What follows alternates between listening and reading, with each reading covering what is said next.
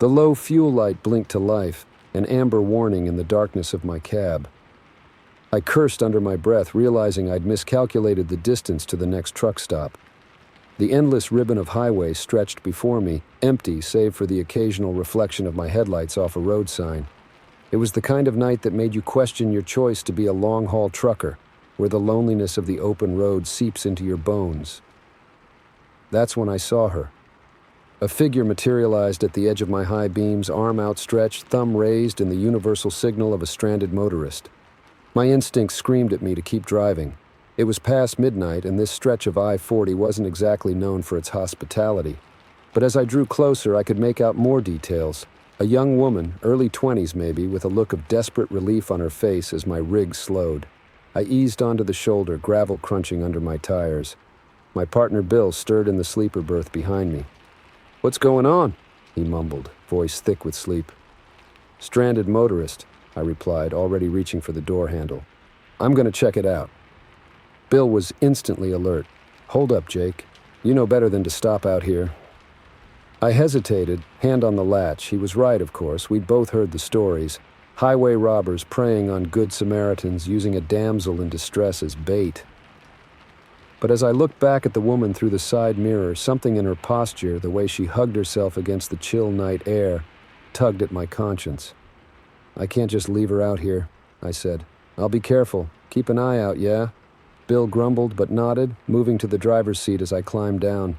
The blast of cold air hit me like a slap, and I zipped my jacket higher as I approached the woman. "Car trouble?" I called out, trying to sound friendly but keeping a safe distance. She nodded, relief evident in her voice. "Oh, thank God you stopped. I've been out here for hours. My car just died, and there's no cell service." As I drew closer, I could see she was shivering. Her clothes, jeans and a light sweater, weren't nearly warm enough for a night like this. My protective instincts kicked in, overriding my caution. "Where you headed?" I asked, glancing down the road. I couldn't see a car anywhere. "Amarillo," she said, rubbing her arms. "I was visiting my sister in Albuquerque, but I needed to get back for work tomorrow. I thought I could make it in one shot, but..." She trailed off, gesturing helplessly. I nodded, understanding all too well the lure of pushing just a little further, a little longer. "Well, we're headed east. We can give you a lift to the next town, at least. Get you somewhere warm." Relief flooded her features. "Really? Oh, thank you so much. I'm Sarah, by the way." "Jake," I replied, extending a hand. Her grip was ice cold but firm. "My partner Bill's up in the cab. Let's get you out of this wind." As we walked back to the truck, I scanned the area, still uneasy. The highway remained empty, the only sound the idling of my engine in the wind whistling across the plain. Something still felt off, but I couldn't put my finger on it. I helped Sarah up into the cab, introducing her to Bill. His eyes narrowed slightly, but he gave a gruff nod of greeting. As I climbed in after her, I noticed she had no bag, no purse, nothing you'd expect from someone on a long road trip. "So where's your car?" Bill asked as I settled into the driver's seat. Sarah's eyes darted between us. "Oh, it's just down the road a bit. I've been walking, trying to flag someone down." I frowned, putting the truck in gear. "We didn't pass any broken-down vehicles. How far back?" "Not far," she said quickly. "Maybe a mile or two?" I lost track of time. Bill and I exchanged a look. Something wasn't adding up. I pulled back onto the highway, unease growing in the pit of my stomach. The cab fell into an uncomfortable silence, broken only by the hum of tires on asphalt. After a few minutes, Sarah leaned forward. "Actually, would you mind stopping up here? I need to use the bathroom." I glanced at the side mirror. We were approaching a rest area, its sign barely visible in the gloom. "Sure," I said slowly. "Everything okay?" "Fine." Her voice was a little too bright. "Just been a long night, you know?" I nodded, signaling to exit. The rest area was deserted, a small island of harsh fluorescent light in the sea of darkness. As I brought the rig to a stop, Sarah was already reaching for the door. "I'll be right back," she said, flashing a smile that didn't quite reach her eyes. As soon as she was out of earshot, Bill leaned in close. "Jake, this ain't right. Her story's full of holes. We need to get out of here." I wanted to argue, but the evidence was piling up. No car, no belongings, the convenient stop. "Yeah," I agreed reluctantly. "Let's give her 5 minutes, then we'll..." A sharp rap on my window made us both jump. Sarah stood there, but her demeanor had changed completely. Gone was the grateful, shivering girl. Her eyes were hard, calculating. "Open up, boys," she called, her voice carrying an edge of menace. "We've got some business to discuss." My blood ran cold as I saw the glint of metal in her hand, a pistol pointed straight at me. Behind her, headlights flared to life. 2 vehicles emerged from behind the rest area building, blocking our exit. "Shit," Bill hissed. "It's a setup." My mind raced. We were trapped, outgunned, with nowhere to run. I slowly raised my hands, meeting Sarah's gaze. "What do you want?" I asked, fighting to keep my voice steady. "Simple," she replied, a cruel smile playing at her lips. "You're going to open that trailer, and my friends here are going to help themselves to whatever's inside. Play nice, and you might get to walk away from this." I glanced in the mirror, seeing shadowy figures emerging from the vehicles behind us. This was bad, really bad. Our cargo was worth millions, and I had no doubt these people would kill to get it. "Okay," I said, trying to buy time. Just let me get my keys." Sarah's eyes narrowed. "Slowly," she warned. I reached for the ignition, mind racing. We had seconds before this situation spiraled completely out of control. That's when I saw it. A flicker of movement in my side mirror. A pair of headlights approaching fast. In that moment, I made a decision. I gunned the engine. The truck lurched forward, catching Sarah off guard. She stumbled back, firing wildly. The windshield spiderwebbed, but held. I heard shouts, more gunshots. Bill was yelling something, but I couldn't make it out over the roar of the engine and the pounding of my own heart. I aimed for the gap between the 2 blocking vehicles, praying they hadn't had time to set up a proper roadblock. Metal screeched against metal as we squeezed through, the passenger side mirror tearing off with a crack. "Go, go, go," Bill shouted, twisting to look behind us. I didn't need any encouragement. I mashed the accelerator to the floor, urging every ounce of power from the engine. The speedometer climbed, 60, 70, 80. In the mirrors, I could see headlights giving chase. They were faster, more maneuverable. It was only a matter of time before they caught up. "There!" Bill pointed ahead. "State trooper." Sure enough, the blue and red lights of a police cruiser were visible in the distance, growing larger by the second. I'd never been so happy to see a cop in my life. The pursuing vehicles must have spotted it too. Their headlights fell back, then disappeared altogether as they likely exited the highway. I was shaking as I brought the truck to a stop alongside the police cruiser. The adrenaline was wearing off, leaving me feeling weak and nauseous. As the trooper approached, flashlight in hand, the full weight of what had just happened hit me. We'd escaped by the skin of our teeth. If that police car hadn't shown up when it did, I didn't want to think about how this night could have ended. The trooper tapped on my window, and I lowered it with a trembling hand. "Everything all right?" he asked, shining the light into the cab. "You boys were moving mighty fast back there."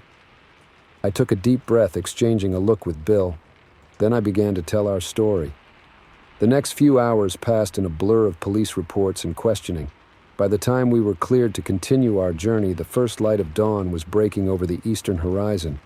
As we pulled back onto the highway, the weight of the night's events settled over the cab like a heavy blanket. Bill and I rode in silence for a long while, each lost in our own thoughts. Finally, Bill spoke. "You know, for a minute there, I really thought we were done for." I nodded, hands tightening on the wheel. "Yeah, me too." "But we made it," he continued, "thanks to you keeping your cool." I glanced over at him, managing a weak smile. Thanks to both of us. I couldn't have done it alone. We lapsed back into silence, but it was a comfortable one now. The shared experience had forged a deeper bond between us, a mutual understanding that went beyond mere work partners. As the miles rolled by and the sun climbed higher, I found myself reflecting on the thin line we'd walked between life and death. It was a stark reminder of the dangers that could lurk on these lonely highways, waiting to prey on the unsuspecting. But it also reminded me of the strength found in partnership, in trusting your instincts and in facing fear head-on. We'd stared into the abyss and come out the other side, a little shaken but alive and wiser for it. The road stretched endlessly before us, leading to destinations unknown. But whatever challenges lay ahead, I knew we'd face them together, with a newfound appreciation for the fragility of life and the power of human resilience. As we passed a sign welcoming us to the next state, I felt a sense of renewal wash over me. We had survived, and in doing so had discovered reserves of courage we didn't know we possessed. The open road, with all its perils and promises, beckoned us onward, and we answered its call, rolling into the dawn of a new day, forever changed by the night that almost broke us. Story 2, the click of my bike lock echoed in the empty street. I shivered, pulling my delivery jacket tighter against the chill. This shortcut better be worth it. My phone buzzed. Another order. I sighed, checking the map. The industrial district loomed ahead, a maze of warehouses and abandoned lots, but it would shave 10 minutes off my route. Time is money in this gig. I pushed off, tires crunching on loose gravel. Streetlights flickered sporadically, casting long shadows across cracked pavement. The sounds of the city faded, replaced by the whir of my bike chain and my own shallow breathing. The first warehouse rose before me, a hulking silhouette against the night sky. Its windows were dark, empty eyes staring down. I pedaled faster, the hair on the back of my neck standing up. That's when I heard it. Footsteps. I glanced over my shoulder, nothing but darkness. Just my imagination, I told myself. Too many late-night horror movies. But there it was again. The unmistakable sound of shoes on pavement, slightly out of sync with my own rhythm. My heart raced. I pushed harder, legs burning as I picked up speed. The footsteps quickened too, matching my pace. I risked another look back. The street behind me was empty, stretching into blackness. But the footsteps were louder now, closer. Panic rose in my throat. I turned down a side street, tires skidding. The footsteps followed, never hesitating. My breath came in ragged gasps. Sweat trickled down my back despite the cold. I weaved between parked trucks and dumpsters, searching desperately for a main road, a lit building, anything. The footsteps were right behind me now. I could almost feel hot breath on my neck. I saw an alley up ahead. If I could just make it there, maybe I could lose them. That's when it happened. A sickening snap, the sudden loss of tension. My bike chain had broken. I lurched forward, nearly losing my balance. Momentum carried me a few more feet before I skidded to a stop. For a moment, there was only silence. My ragged breathing and pounding heart seemed deafening in the stillness. Then, a single footstep, slow, deliberate. I fumbled with shaking hands, trying to unclip my delivery bag. Maybe I could use it as a weapon. Another step, closer. The streetlight above me flickered and died. I was plunged into darkness. "Who's there?" I called out, my voice cracking. "I don't have any money, please." No response, just another step. I abandoned the bag, ready to run. But which way?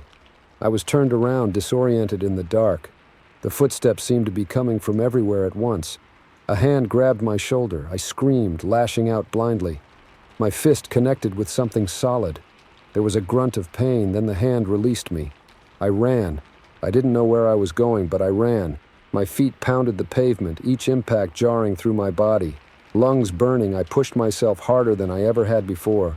I don't know how long I ran. Time seemed to stretch and warp. Eventually, I saw lights ahead. A gas station, its fluorescent glow a beacon of hope. I burst through the doors, startling the sleepy-eyed clerk behind the counter. "Call the police," I gasped, collapsing against the counter. Someone was chasing me. The clerk blinked, taking in my disheveled appearance. "Whoa, are you okay? What happened?" I recounted my story between gulps of air, the words tumbling out in a frantic jumble. The clerk listened, eyes widening, then reached for the phone. As he dialed, I glanced out the window. The street outside was empty and calm. No sign of my pursuer. The police arrived quickly. They took my statement, then offered to drive me home. I accepted gratefully, my legs still shaking. As we drove, the officer asked me more questions. Had I seen anyone, heard a voice? Could I describe any details at all? I shook my head, feeling foolish. I never saw them, I just heard the footsteps. The officer nodded sympathetically. The mind can play tricks on us, especially late at night in unfamiliar areas. But you did the right thing by getting to a safe place and calling us. I nodded, but doubt gnawed at me. Had it all been in my head? The footsteps had seemed so real, so close. We pulled up to my apartment building. The officer waited until I was safely inside before driving away. I climbed the stairs slowly, exhaustion settling into my bones. Inside my apartment, I locked the door and slumped against it. The familiar surroundings helped calm my nerves, but I couldn't shake the feeling of unease. I checked my phone. Several missed calls and messages from the delivery app. I'd have to deal with that tomorrow. For now, I just wanted to shower and sleep. As I stepped into the bathroom, something caught my eye. I froze, staring at my reflection in the mirror.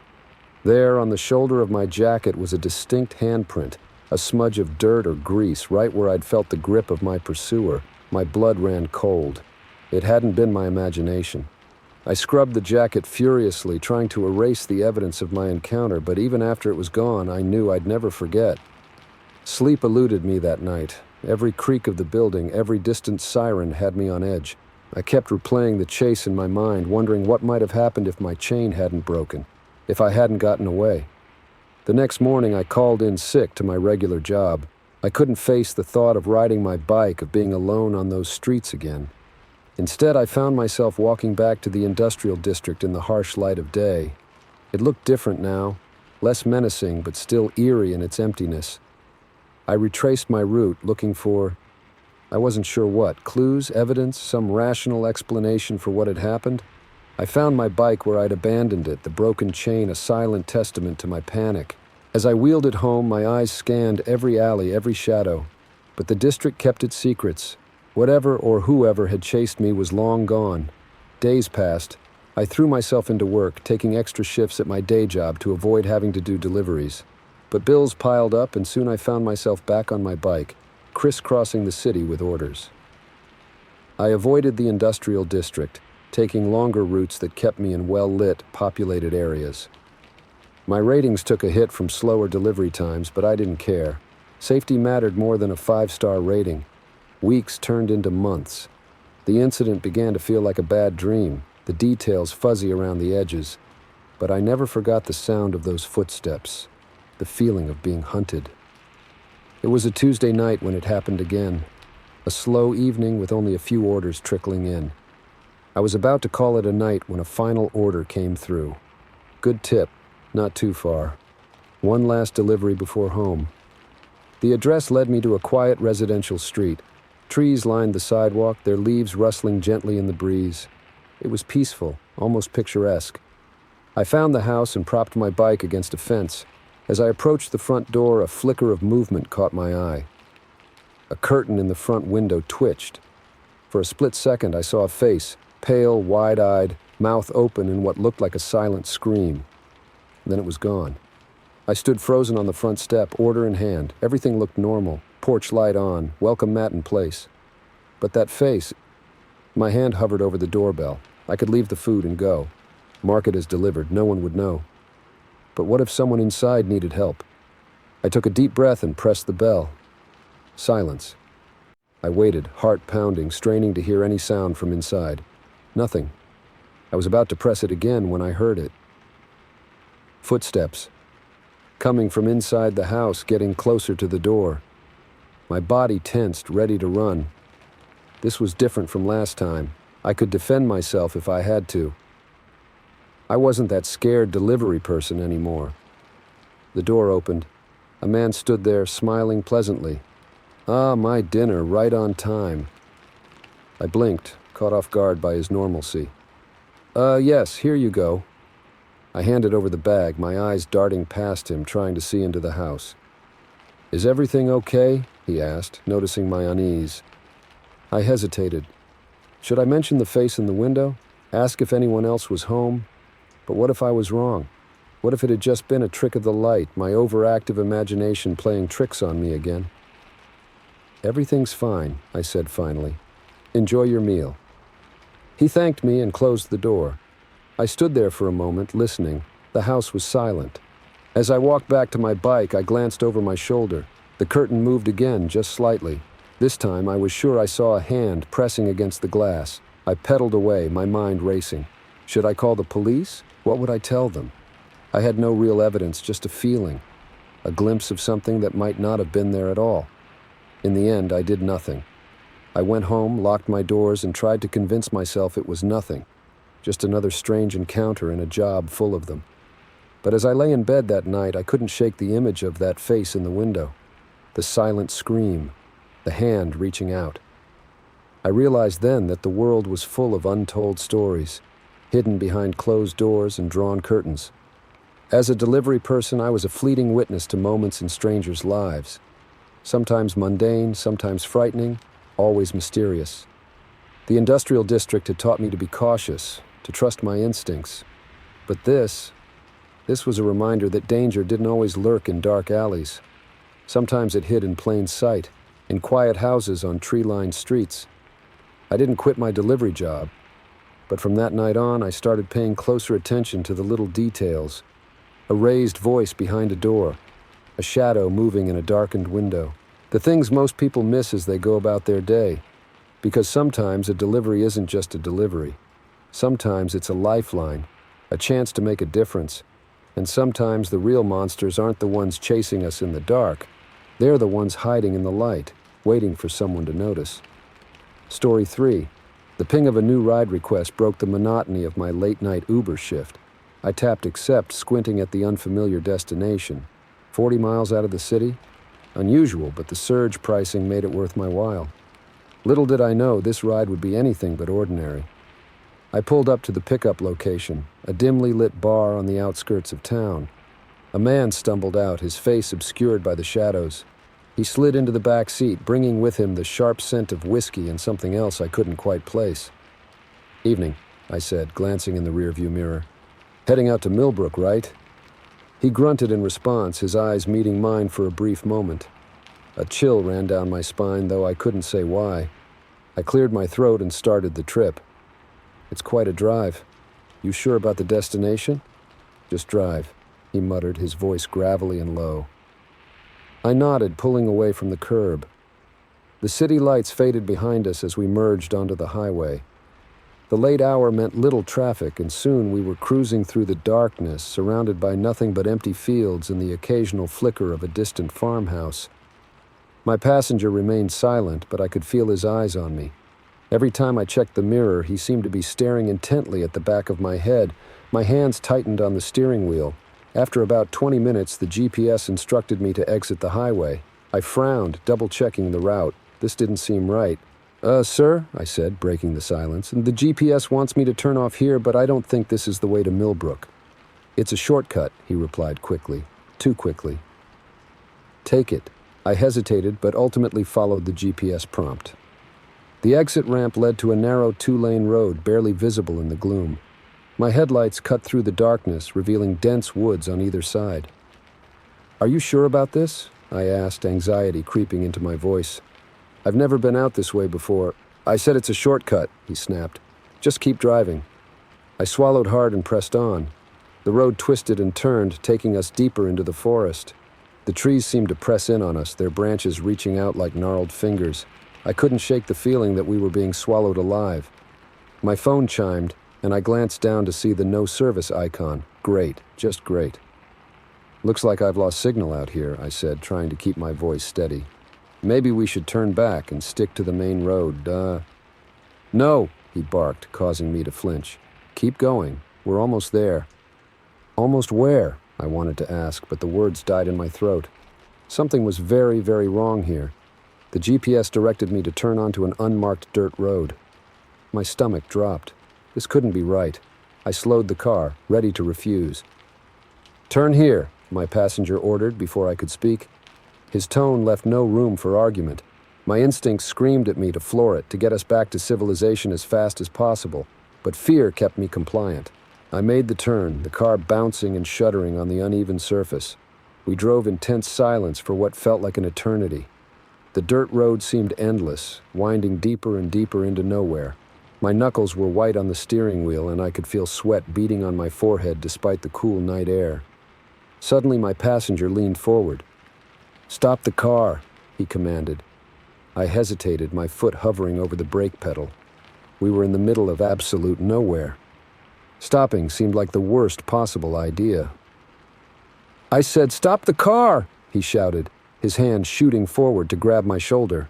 I slammed on the brakes, the car skidding slightly on the loose dirt. Before I could react, he had a hand around my throat, squeezing just enough to let me know he meant business. "Listen carefully," he hissed in my ear. "You're going to do exactly as I say, or things are going to get very unpleasant for you. Understand?" I nodded frantically, my heart pounding so hard I thought it might burst from my chest. Good, he said, relaxing his grip slightly. Now turn off the engine and give me your phone. With shaking hands, I complied, passing my phone back to him. He immediately smashed it against the door handle, the screen shattering into a spider web of cracks. Get out, he ordered, releasing me entirely. I stumbled out of the car, my legs weak beneath me. The forest loomed around us, impossibly dark and silent. My passenger emerged from the back seat, and for the first time I got a good look at him in the glow of the headlights. He was tall and broad-shouldered, with a face that might have been handsome if not for the cold, dead look in his eyes. In his hand he held a wicked-looking hunting knife. Start walking, he said, gesturing down the road with the knife. Please, I begged, my voice barely above a whisper. I don't know what you want, but I won't tell anyone about this. Just let me go. He laughed, a harsh, humorless sound that sent shivers down my spine. Oh, you're not going anywhere. Not until we're done. Done with what? I asked, dreading the answer. Instead of responding, he grabbed my arm and started dragging me down the road. I stumbled along beside him, my mind racing. What was he planning? Why had he brought me out here? The possibilities were too terrifying to contemplate. After a few minutes, we veered off the road and into the woods. I tripped and stumbled over roots and underbrush, branches scratching at my face and arms. All the while, my captor maintained his iron grip on my arm, pulling me along relentlessly. Finally, we emerged into a small clearing. In the center stood a dilapidated cabin, its windows dark and empty. My blood ran cold at the sight. Inside, he growled, shoving me toward the door. I balked, planting my feet. This was it. If I went into that cabin, I was dead. I knew it with absolute certainty. In that moment, survival instinct took over. I twisted suddenly, wrenching my arm free of his grasp. Before he could react, I kicked out, my foot connecting solidly with his knee. He grunted in pain and surprise, stumbling backward. I didn't wait to see if he'd fall. I turned and ran, crashing through the underbrush with no regard for direction. All that mattered was putting distance between myself and that monster. Behind me, I heard him cursing, the sounds of pursuit growing fainter as I fled deeper into the woods. Branches whipped at my face, thorns tore at my clothes, but I didn't slow down. My lungs burned and my legs ached, but terror kept me moving. I don't know how long I ran.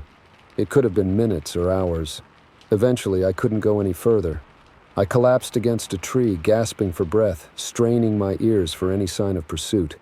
The forest was silent, save for my ragged breathing and the frantic pounding of my heart. I had no idea where I was or which direction I'd come from. My phone was gone, smashed to pieces back in the car. I was alone, lost in the wilderness, with a madman potentially still hunting me. As the adrenaline faded, the reality of my situation crashed down upon me. I slid down the tree trunk, hugging my knees to my chest as sobs racked my body. What was I going to do? How was I going to get out of this? I don't know how long I sat there, alternating between panic and despair. Eventually, exhaustion took over and I drifted into a fitful sleep. I awoke to birdsong and early morning light filtering through the trees. For a moment, I was disoriented. Then the memories of the night before came flooding back and I scrambled to my feet, looking around wildly. There was no sign of my pursuer, no sign of anything really except trees in every direction. I picked a direction that seemed to be slightly downhill, reasoning that it might lead to water, and started walking. Hours passed. The sun climbed higher in the sky, beating down mercilessly. My throat was parched, my stomach empty and aching. But I kept moving, driven by the desperate need to find my way back to civilization. Just when I thought I couldn't go on, I heard it. The faint but unmistakable sound of traffic. A road. I broke into a run, hope giving me a final burst of energy. The trees thinned, and suddenly I was standing on the shoulder of a highway. Cars whizzed by, their drivers unaware of the ordeal I'd been through. It took some time, but eventually a kind-hearted couple stopped to help. They drove me to the nearest police station, where I spent hours recounting my harrowing experience to skeptical officers. In the end, they found my abandoned car on the dirt road, but there was no trace of my attacker or the cabin in the woods. The police chalked it up to a random act of violence, a close call with a dangerous criminal. But I knew the truth. It hadn't been random at all. He had planned it, lured me out there with a specific purpose in mind.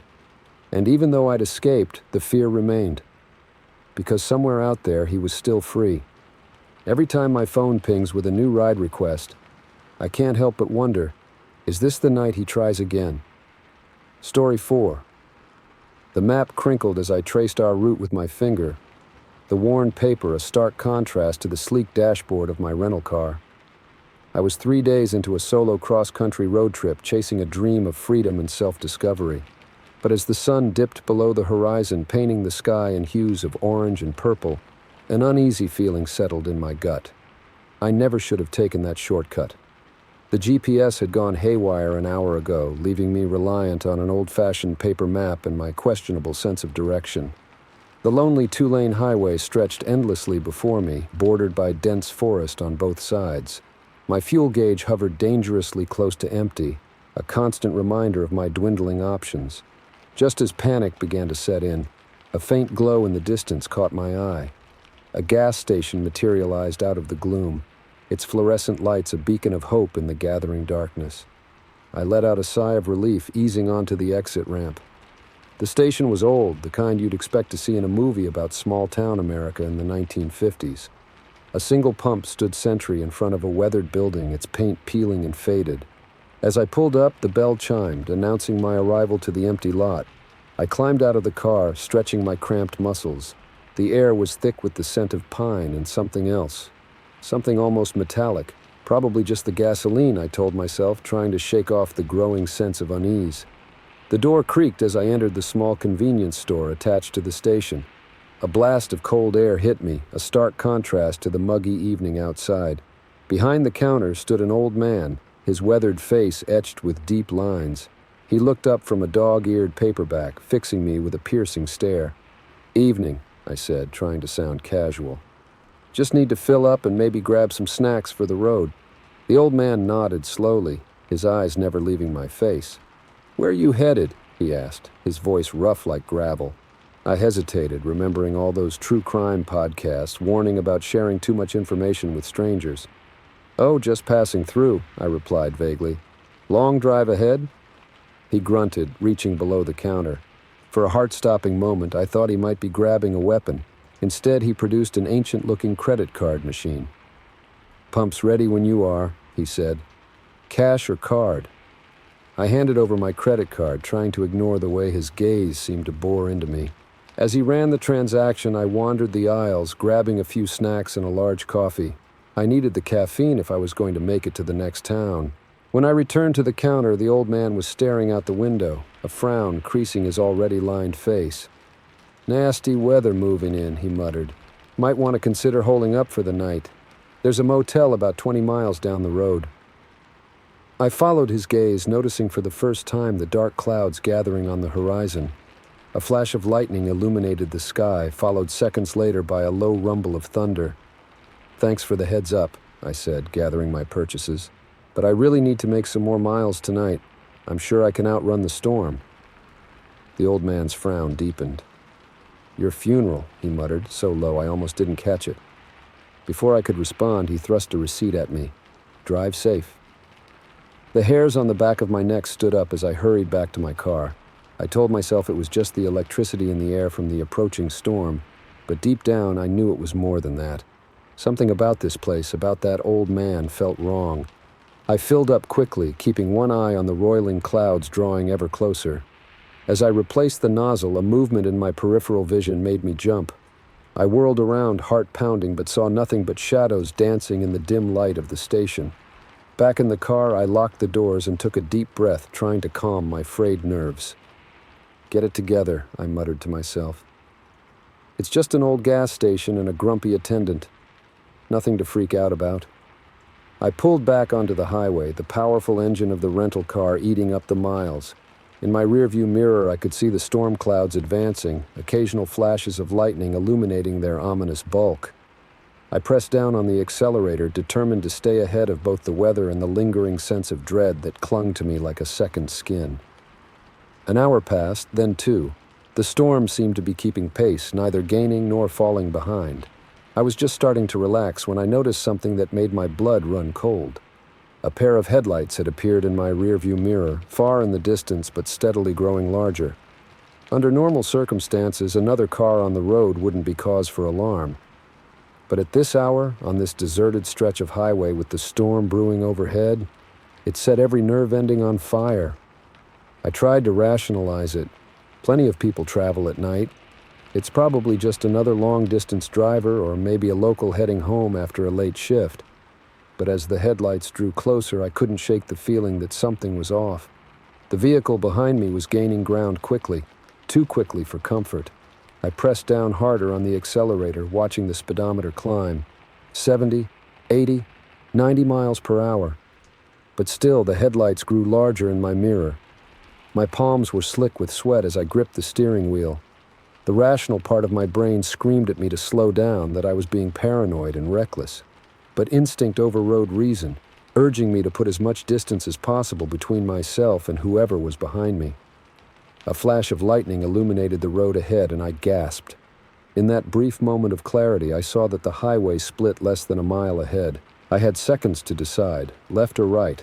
I chose left, swerving onto the exit ramp at the last possible second. The tires screeched in protest, and for a heart-stopping moment, I thought I might lose control. But the car held the road, and I shot down the smaller highway, my heart pounding in my ears.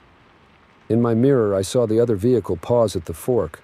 For a moment, I dared to hope they would choose the other direction. But then, with a sense of dread, I watched as they too took the left exit. Now I was certain this was no coincidence. Whoever was behind me was following me intentionally. My mind raced through possibilities, each more terrifying than the last. Was it the old man from the gas station? Had he called ahead to someone? Or was it someone else entirely? Someone who had spotted a lone traveler and saw an easy target? The new road was narrower, twisting through the dense forest. The storm was directly overhead now, rain lashing against the windshield and making visibility poor.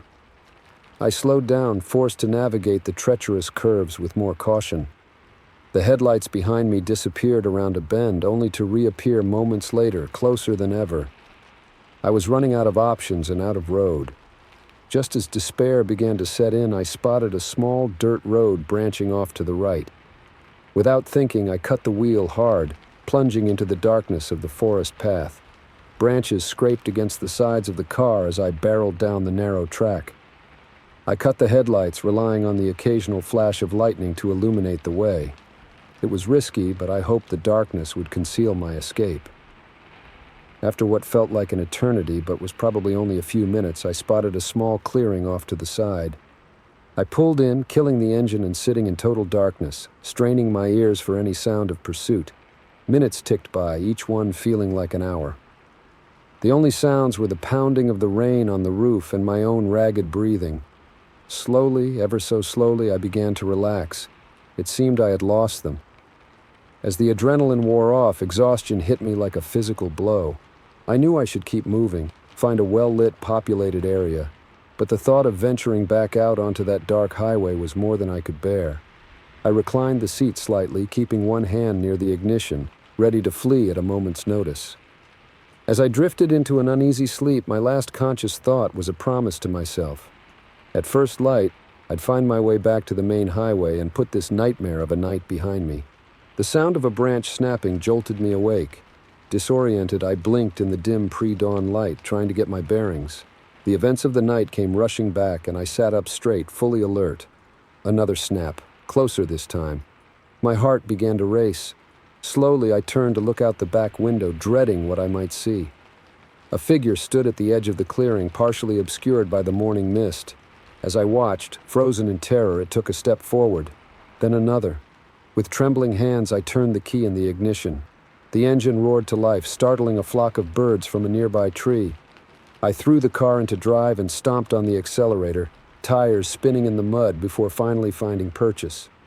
As I fishtailed back onto the dirt road, I caught one last glimpse in my rearview mirror. The figure had emerged from the mist, and I could now see it clearly. It wasn't the old man from the gas station or some nefarious highwayman. It was a police officer, hand raised as if to flag me down. Confusion warred with the lingering fear as I sped back towards the highway. Had I imagined the whole chase? Was the officer just looking for a stranded motorist? But deep down, I knew. Whatever had happened last night, whatever force had pursued me through the storm, it wasn't done with me yet. As I merged back onto the main road, I made a silent vow. I would not stop, would not rest, until I was far, far away from this place. The open road beckoned, full of promise and peril in equal measure. With one last look in the rearview mirror, I pressed down on the accelerator and drove towards the rising sun, leaving the shadows of the night behind, for now. Story 5. The ping of a new ride request cut through the monotony of my night shift. I tapped accept, more out of habit than enthusiasm. Little did I know this fare would be anything but routine. I pulled up to the pin drop, squinting into the darkness. The app said I was in the right place, but all I saw were trees and a dirt road stretching into blackness. Great. Another glitchy GPS sending me to the middle of nowhere. I was about to cancel when a figure emerged from the shadows. A man, maybe mid-30s, wearing a hoodie despite the warm night. He approached quickly, yanking open the back door before I could even unlock it. "Drive," he said, sliding into the seat. His voice was low, urgent. I turned, plastering on my best customer service smile. "Good evening, sir. Where to?" He rattled off an address, someplace way out in the sticks. I punched it into my phone, frowning at the route. "That's pretty far out. You sure about—" "Just drive," he cut me off. "Please." Something in his tone made me pause. I caught his eye in the rearview mirror. He looked scared? No, terrified. I swallowed hard, put the car in gear, and pulled away from the curb. The first few minutes passed in tense silence. I kept glancing in the mirror, trying to get a read on my passenger. He was hunched forward, constantly looking out the back window. "Everything okay back there?" I asked, aiming for casual but missing by a mile. He jerked as if he'd forgotten I was there. "Fine, just keep driving." I nodded, focusing on the road ahead. We were leaving the city limits now, streetlights giving way to dark country roads. My GPS blinked, the signal weakening. We might lose navigation out here," I said. "You know the way." He leaned forward, peering at my phone. "Take the next right. There's a back road that'll get us there faster." I hesitated. Every instinct screamed that this was a bad idea. But something in his voice, the raw desperation, made me turn the wheel. The pavement ended, replaced by gravel crunching under my tires. Trees loomed on either side, branches scraping against the windows. My headlights seemed to dim, barely penetrating the gloom ahead. "You, live out this way?" I asked, desperate to break the silence. He shook his head. "Just keep driving." I gripped the wheel tighter, knuckles white. My mind raced with possibilities, each worse than the last. Was he running from someone? Was I driving him to dump a body? Was I about to become the body? A glint of metal caught my eye. I looked in the mirror and my heart stopped. He was holding a knife. Time seemed to slow. I saw every detail with crystalline clarity. The serrated edge of the blade, the way his hand trembled slightly, the bead of sweat rolling down his temple. "Listen," I said, my voice surprisingly steady. "Whatever's going on, we can figure it out. Just put the knife down, okay?" His eyes met mine in the mirror. For a moment, I thought I saw a flicker of remorse. Then his expression hardened. "I'm sorry," he said. "I didn't want to involve anyone else, but I need your car." My foot hovered over the brake. Could I stop and run? We were miles from anywhere. Where would I go? Before I could decide, headlights appeared behind us. The man cursed, ducking down in his seat. "Faster," he hissed. "Lose them." I pressed the gas, heart pounding. The car fishtailed on the loose gravel. I fought the wheel, barely keeping us on the road. The headlights grew closer. I heard the roar of an engine, way more powerful than my beat-up sedan. "Who are they?" I shouted over the noise. "Bad people," he yelled back. "Very bad people. Please, just drive," and I didn't have much choice. The road ahead forked. Without thinking, I yanked the wheel left. We skidded around the turn, tires screaming. For a moment, I thought we'd lost them. Then the headlights reappeared, closer than ever. "There's a bridge up ahead," the man said. "If we can make it across, there's a place we can hide." I nodded, too focused on driving to speak.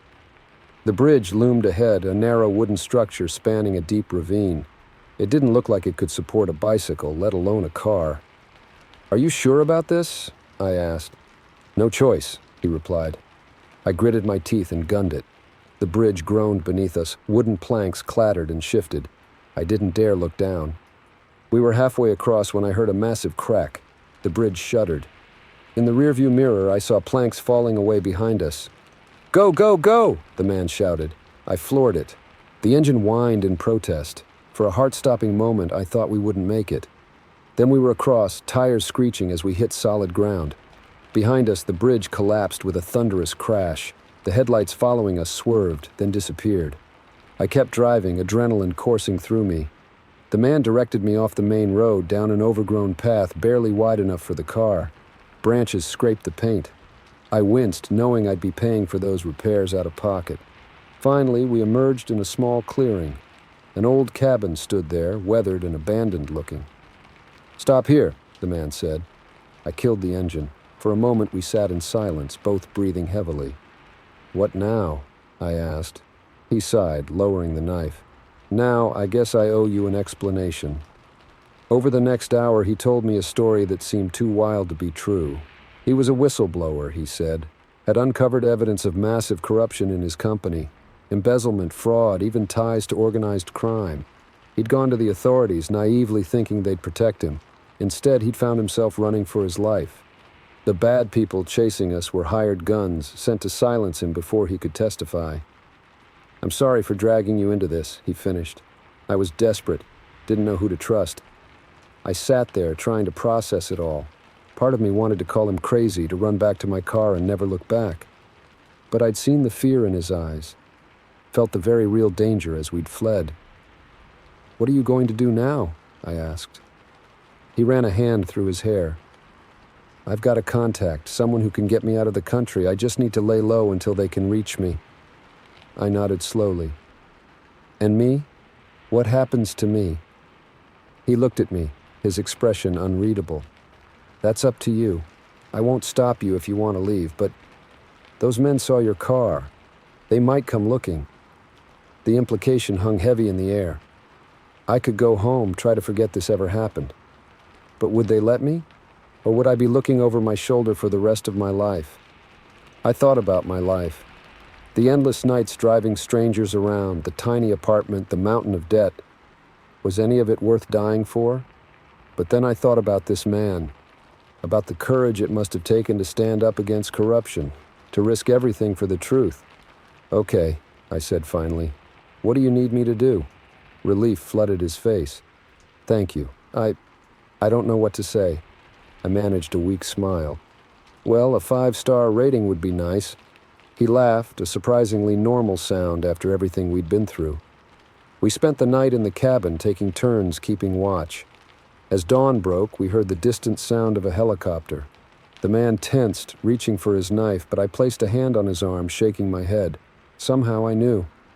"It's okay," I said, "and I think it's your ride." He looked at me quizzically. I shrugged. Call it driver's intuition. As the helicopter landed in the clearing, I felt a strange mix of emotions. Relief that it was almost over. Pride that I'd done the right thing, and oddly a twinge of sadness. In the span of one night, my life had been completely upended. Going back to normal seemed underwhelming. The man turned to me one last time. "I can never repay you for what you've done, but I promise, when this is all over, I'll make it right." I nodded, not trusting myself to speak. He squeezed my shoulder, then ran to the waiting helicopter. As it lifted off, scattering leaves and debris, I shielded my eyes against the wind. When I looked up again, they were gone. I was alone in the clearing, with only my battered car and an unbelievable story as proof of what had happened. I slid behind the wheel, wincing at the scratches and dents. As I started the engine, my phone pinged. A new ride request. I stared at it for a long moment. Then with a small smile, I hit accept. After all, you never know where the next fare might take you. Story 6. The neon sign flickered weakly in the darkness, casting an eerie red glow over our car. Pinewood Motel vacancy, it proclaimed, though the state of the place made me wonder if that was more of a warning than an invitation. But after 12 hours on the road, any port in a storm would do. Little did we know this port would prove far more treacherous than the storm we were fleeing. I killed the engine, the sudden silence broken only by the rhythmic ticking of cooling metal and my wife Sarah's soft snoring from the passenger seat. I hated to wake her, but I couldn't face whatever awaited us inside alone. "Hey, sleepyhead," I murmured, gently shaking her shoulder. "We're stopping for the night." Sarah stirred, blinking owlishly as she took in our surroundings. This place? Are you sure, Mike? I wasn't, not really, but exhaustion had worn away my usual caution. It's this or sleeping in the car. Come on, it can't be that bad. Oh, how wrong I was. We grabbed our overnight bags and made our way to the office, a dingy little room that smelled of stale cigarettes and desperation. The man behind the counter looked like he'd been ridden hard and put away wet, his rheumy eyes regarding us with a mixture of suspicion and indifference. "Room for the night," I said, trying to sound more confident than I felt. He grunted, turning to a pegboard of keys behind him. "Single or double?" "Double," Sarah answered quickly. Smart woman, my wife. No way we were sleeping in separate beds in this place. The clerk plucked a key from the board, dropping it on the counter with a dull thud. "Room 13, end of the row. Checkouts at 11, no refunds."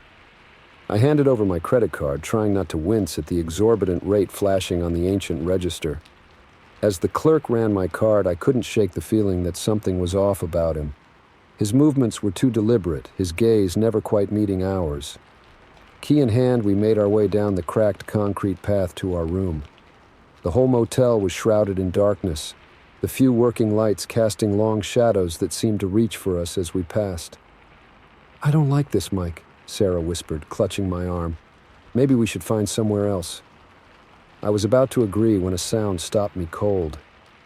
A muffled thump followed by what could have been a cry coming from the room next to ours. We froze, straining to hear more, but only silence followed. "Probably just the TV," I said, not believing it for a second. "Come on, let's get inside." I inserted the key into the lock, but it wouldn't turn. I jiggled it, applied more pressure, but nothing. It was like trying to open a safe with a toothpick. "Damn it," I muttered. "Stay here. I'll go get the clerk to sort this out."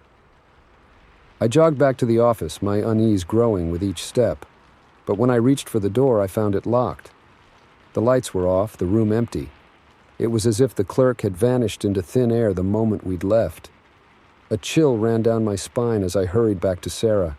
She was still standing where I'd left her, but her posture had changed. She was rigid, alert, her eyes fixed on something down the row of rooms. "Mike," she hissed as I approached. "Someone's watching us." I followed her gaze, my heart leaping into my throat. There, in the shadows between two buildings, I caught a glimpse of movement. A figure, tall and unnaturally still, observing us from the darkness. "Let's go," I said, grabbing Sarah's hand. "Now." We rushed back to the car, tossing our bags in the back seat. I fumbled with the keys, my hands shaking so badly I could barely get them into the ignition. Just as I was about to start the engine, a sharp rap on the window made us both jump. It was the clerk, his face pressed close to the glass, eyes wide and wild. "You can't leave," he said, his voice muffled but urgent. "It's not safe out there." I rolled down the window a crack. "What are you talking about? What's going on here?" He glanced nervously over his shoulder before leaning in closer. "They're here. They've been waiting for you." "Who's waiting for us?" Sarah demanded, her voice rising with panic. "We don't even know where we are." The clerk shook his head frantically. "No time to explain. You need to come with me, now." Every instinct screamed at me to floor it, to get as far away from this place as possible. But something in the man's eyes, a genuine terror that couldn't be faked, made me hesitate. "Mike, don't you dare," Sarah warned, reading my thoughts. I looked at her, then back at the clerk. 2 minutes, I said. "You've got 2 minutes to explain what the hell is going on or we're out of here." He nodded, relief flooding his features. "Not here, follow me quickly." We got out of the car, following the clerk as he scurried towards the back of the motel. I kept a tight grip on Sarah's hand, my other hand curled into a fist, ready for what, I wasn't sure. The clerk led us to a maintenance shed, fumbling with a ring of keys before ushering us inside. He locked the door behind us, then flicked on a bare bulb that illuminated the cramped space. "Start talking," I demanded. "What's this all about?" He took a deep breath, his eyes darting between us. "You're not the first, you know. They come here thinking it's just another rundown motel. But it's a trap. It's always been a trap." "Who are they?" Sarah asked, her voice barely above a whisper. The clerk shuddered. "I don't know what they are. Human maybe once, but now, there's something else. They hunt here, Have been for years. I felt a cold knot forming in my stomach. And you... what? Helped them? He looked away, shame evident on his face. I didn't have a choice. They took my family. Said they'd kill them if I didn't cooperate. But I can't do it anymore. I can't send any more people to their deaths. A scream pierced the night, distant but unmistakable. We all froze, listening as it faded into a choked gurgle. "Oh, God," Sarah whimpered, burying her face in my chest. The clerk was already moving, pulling aside a stack of boxes to reveal a trap door. "This leads to the tunnels," he explained hurriedly. "Follow them north. They'll take you out past the highway. Don't stop. Don't look back. Just run." "Come with us," I said, surprising myself. He shook his head sadly. "I can't, but I can buy you some time." Before I could argue, he was shoving us towards the trapdoor. "Go. Now." We descended into darkness, the trapdoor closing above us with a dull thud. For a moment, we stood frozen in the pitch black, the only sound our ragged breathing and the pounding of my heart. "Mike," Sarah whispered, her voice trembling. "What do we do?" I fumbled for my phone, activating the flashlight. The beam illuminated a narrow tunnel stretching into the darkness. We do what he said. We run. And run we did. Through winding passages that seemed to go on forever, the damp earth closing in around us. Every shadow held potential threats, every sound a harbinger of doom. But we pressed on, driven by pure survival instinct. I lost track of time, of distance. My world narrowed to the rhythm of our footsteps, the rasp of our breathing, and Sarah's hand clasped tightly in mine. Just when I thought we couldn't go on, a glimmer of light appeared ahead. We emerged into a forest, the pre-dawn sky just beginning to lighten above the trees. In the distance, I could hear the faint rumble of traffic. We'd made it. As we stumbled towards the highway, I couldn't shake the feeling that we'd escaped something far worse than we realized. The clerk's words echoed in my mind. They hunt here, have been for years. How many others hadn't been so lucky? How many had fallen victim to whatever lurked in that godforsaken motel? We flagged down a passing truck, spinning a tale of car trouble to explain our disheveled state. As we sped away, I caught a glimpse of the motel's neon sign in the distance, still proclaiming vacancy to unsuspecting travelers. I shuddered, pulling Sarah closer. We'd escaped, but the nightmare was far from over, because now we knew what was out there, hiding in plain sight. And the knowledge that such places existed, that such creatures walked among us, would haunt us forever. Every roadside motel, every flickering neon sign, would now hold the potential for unimaginable horror. We'd peered behind the veil of normalcy and seen the monsters lurking in the shadows, and there was no going back. As the sun rose, painting the sky in hues of pink and gold, I made a silent vow. We would never speak of what happened that night. We would lock away the memory, bury it deep, because to acknowledge it, to give voice to the terror we'd experienced, would be to invite it back into our lives. But in the quiet moments, in the dead of night when sleep eludes me, I still hear that scream echoing in the darkness, and I wonder, with a chill that reaches to my very soul, how many more have fallen prey to the horrors that await in room 13. Story 7. The flashing red and blue lights in my rearview mirror made my heart sink. I'd been so careful, hadn't I? Sarah and I exchanged worried glances as I eased our beat-up Honda to the shoulder of the empty highway. This was supposed to be the adventure of a lifetime. 2 friends on a cross-country road trip. But as the unmarked police car pulled up behind us, I couldn't shake the feeling that our journey was about to take a dark turn. "Just stay calm," I whispered to Sarah, trying to convince myself as much as her. "It's probably just a routine stop."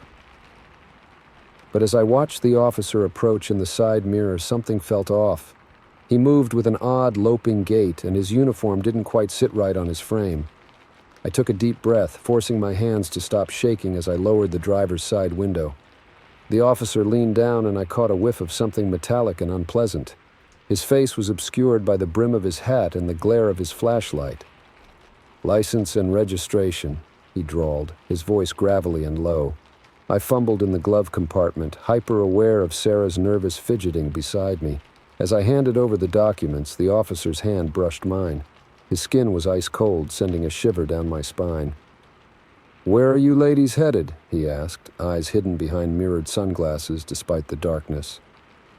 "Just passing through," I replied, aiming for casual but hearing the tremor in my voice. "Road trip to California." The officer nodded slowly, turning the license over in his hands. "Step out of the vehicle, please." My stomach dropped. "Is there a problem, officer?" He didn't respond, just took a step back and gestured for me to exit. I shot Sarah a reassuring look, though I felt anything but confident as I opened the door. The night air was cool on my skin as I stood beside the car. The officer circled me slowly, his movements predatory. When he spoke again, his voice was closer to my ear than I expected, making me jump. "You girls shouldn't be out here alone," he said, a hint of something dangerous in his tone. "Lots of bad folks on these roads." I swallowed hard, fighting the urge to bolt back to the car. "We're being careful, sir. Just trying to get to the next town for the night." He chuckled, a low, unsettling sound. "Next town's a long way off, but I know a place nearby where you could rest up." Alarm bells were ringing in my head now. This wasn't right. None of this was right. "That's very kind," I said, trying to keep my voice steady. "But we're fine to keep driving. If you could just return my license." His hand clamped down on my shoulder, grip painfully tight. "I insist," he growled, all pretense of politeness gone. In that moment, I knew with bone-deep certainty that this man was not a real police officer. The realization hit me like a punch to the gut, leaving me breathless and terrified. I locked eyes with Sarah through the windshield. Her face was pale, eyes wide with fear. I gave an almost imperceptible shake of my head, praying she'd understand. "Actually," I said, forcing a smile, "a rest stop sounds great. Just let me grab my bag." The fake officer's grip loosened slightly. I turned towards the car, mind racing. We had seconds, maybe, before this situation spiraled completely out of control. As I reached for the door handle, I screamed, "Sarah, go!" I dove into the passenger seat as Sarah, bless her, reacted instantly.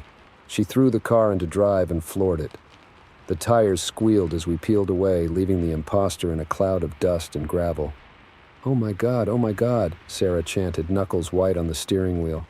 "What the hell was that?" "I don't know," I gasped, twisting to look out the back window. But he wasn't a real cop. Just drive. Fast. The Honda's engine whined in protest as Sarah pushed it to its limits. I fumbled for my phone, cursing when I saw there was no signal. "We need to find a town, a gas station, anything," I said, trying to keep the panic out of my voice. "Somewhere with people and lights." Sarah nodded, eyes fixed on the road ahead. "There's got to be something soon, right? We can't be the only people out here." But as the miles ticked by, the highway remained deserted. No other cars, no signs of civilization. Just endless darkness broken only by our headlights. A glance in the side mirror made my blood run cold. Headlights had appeared in the distance, growing larger by the second. "He's coming," I whispered, fear threatening to choke me. Sarah pressed harder on the accelerator, but our old Honda was no match for whatever souped-up vehicle our pursuer was driving. The headlights grew closer, and I could make out the silhouette of the fake police car. "We can't outrun him," Sarah said, her voice tight with fear. "What do we do?"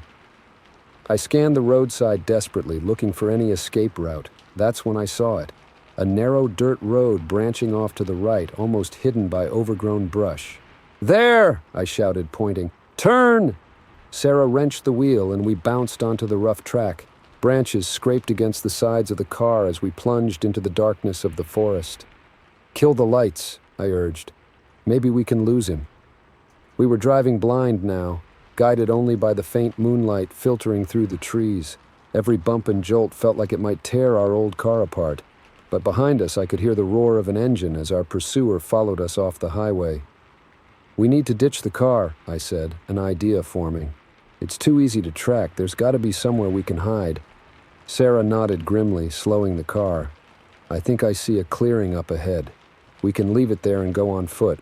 As soon as we stopped, we grabbed our backpacks and bolted into the woods. The undergrowth was thick, thorns tearing at our clothes as we pushed through. Behind us, I could hear the crunch of tires on gravel as the fake cop reached our abandoned car. We ran blindly through the forest, tripping over roots and crashing through bushes. My lungs burned and my legs felt like lead, but terror kept me moving. Sarah stumbled beside me and I grabbed her arm, pulling her along. A beam of light cut through the darkness behind us. He was on foot now too, hunting us like animals. "There," Sarah gasped, pointing ahead. In the gloom, I could just make out the shape of a small structure, a hunting cabin or old ranger station, long abandoned by the look of it. It wasn't much, but it was our only hope. We burst through the rotting door, collapsing onto the dusty floor. As our eyes adjusted to the darkness, we took in our surroundings. The cabin was small, just one room with boarded-up windows and a few pieces of broken furniture. "Help me," I wheezed, grabbing a heavy old table. Together, we dragged it in front of the door, creating a makeshift barricade. We huddled in the far corner, trying to quiet our ragged breathing. Outside, we could hear heavy footsteps and the sweep of a flashlight beam. Come out wherever you are," the man's voice called, sickeningly playful. "You girls are only making this harder on yourselves." I clutched Sarah's hand, both of us trembling. We were trapped, cornered like prey. But as I looked around the dim cabin, a spark of hope flared in my chest.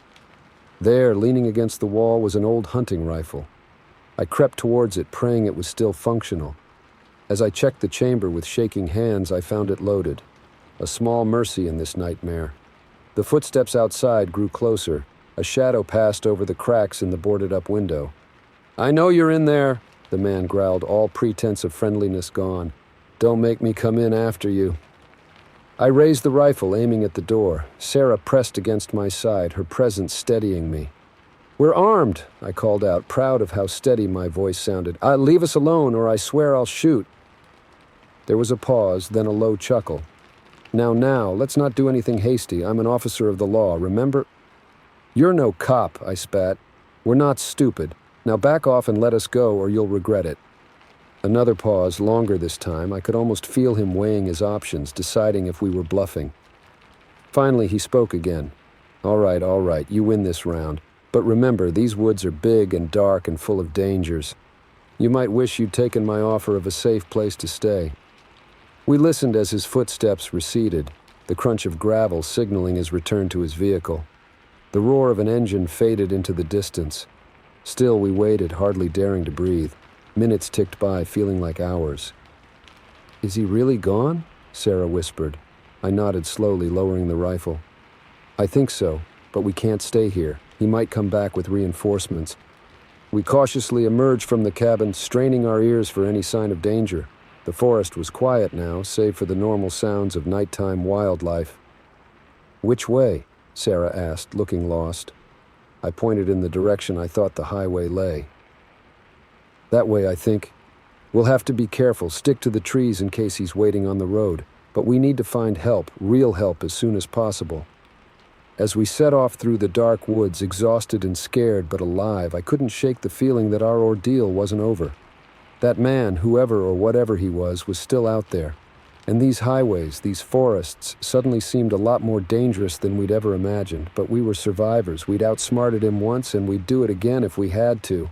Together, Sarah and I would find our way back to safety, back to the carefree road trip we'd planned, and we'd have one hell of a story to tell, once we were far, far away from this nightmare.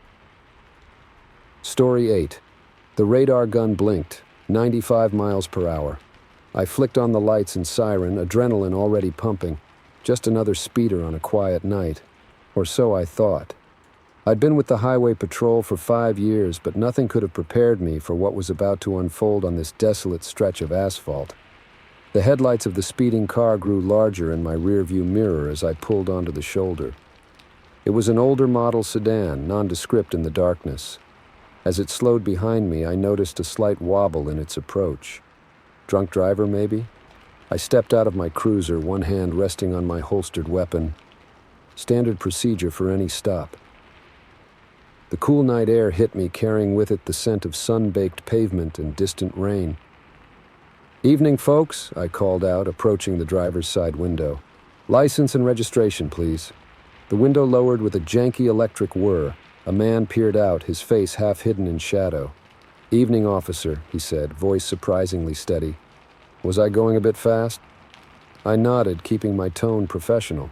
"Just a bit. 95 in a 70 zone. Any reason for the hurry tonight?" He shrugged. handing over his license and registration. Lost track of time, I guess. Long day at work. I glanced at the license, then back at the driver. Something wasn't right. The photo showed a clean-shaven man with short, dark hair. The person in front of me had a scruffy beard and longer, lighter hair. "Sir," I said slowly, "this doesn't appear to be you." The man's demeanor changed instantly. His shoulders tensed, and I saw his grip tighten on the steering wheel. "It's an old photo," he said quickly. "I've been meaning to get it updated." I nodded, playing along. "I see. Well, why don't you step out of the car for me? We'll sort this out." He hesitated, and for a moment I thought he might try to flee. But then he sighed and opened the door. As he stood, I caught a whiff of something that made my stomach turn. It was faint but unmistakable, the sickly sweet odor of decay. "Sir, is there anything in your vehicle I should know about?" I asked, my hand moving closer to my weapon. He shook his head too quickly. "No, nothing. Look, can we just get this over with? I really need to get going." I was about to respond when a gust of wind blew past us. The smell intensified, and I saw the man's eyes widen in panic. "I'm going to need to search your vehicle," I said, my voice firmer now. "Please step back and place your hands on the hood of my cruiser." He didn't move. "You can't do that. You don't have probable cause." I met his gaze steadily. "Sir, I can smell something coming from your vehicle that gives me concern. That's probable cause. Now please step back." For a long moment we stood there in a silent standoff. I could hear my own heartbeat, loud in the quiet night. Then slowly he started to reach under his seat. "Hands where I can see them," I shouted, drawing my weapon. "Do not reach for anything in that vehicle." "Oh." He froze, then slowly raised his hands. Okay, look, I can explain everything." "Step away from the vehicle. Now." I kept my gun trained on him as he backed up, hands still raised. Once he was clear of the car, I quickly moved to the driver's side door, keeping him in my peripheral vision. The smell was stronger here, emanating from the back of the car. "Sir, I'm going to open your trunk. Do not move." I reached in and popped the trunk, then moved around to the back of the car. The stench hit me like a physical force, and I had to fight the urge to gag. Steeling myself, I lifted the trunk lid. Nothing could have prepared me for what I saw. Wrapped in a blood-stained tarp was the unmistakable shape of a human body. I stumbled back, bile rising in my throat. "It's not what you think," the man said quickly. I whirled to face him, gun still raised. "On your knees, hands behind your head," I shouted. He complied, sinking to the asphalt. With shaking hands, I reached for my radio. "Dispatch, this is Officer Taylor. I need backup immediately at mile marker 47, possible 187. Suspect in custody." As I rattled off the details, my mind raced. How many times had I made routine traffic stops? How many speeders had I let off with a warning, never knowing what secrets might be hiding in their trunks? The man on the ground started talking, his words coming out in a frantic jumble. "Please, you have to listen to me. I didn't kill anyone. I'm trying to save someone. I kept my gun trained on him. You have the right to remain silent. I suggest you use it," but he kept going. "It's my sister. She's been missing for weeks. The police wouldn't do anything. Said she probably just ran off, but I knew something was wrong." Despite myself, I found I was listening. His voice had a raw, desperate quality that was hard to fake. "I did some digging on my own," he continued. "Found out she'd been seeing this guy. Bad news, history of domestic violence. When I confronted him, he admitted it. Said she was gone and I'd never find her." I glanced back at the trunk, my stomach churning. "So that's..." He nodded, tears streaming down his face. "I was taking her home to our parents for a proper burial." I stood there, frozen in indecision. This went against every procedure, every protocol. But something in his story rang true. The grief in his voice, the desperation in his eyes, it felt real. In the distance, I heard sirens approaching. Backup would be here soon. I had to make a decision. "Stand up," I said finally, lowering my weapon. Slowly, he rose, looking at me with a mixture of hope and fear. "What are you going to do?" I took a deep breath.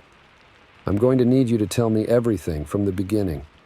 And it better match the evidence, or God help you." For the next 10 minutes, he talked. He told me about his sister's disappearance, the weeks of frantic searching, the clues that led him to her boyfriend.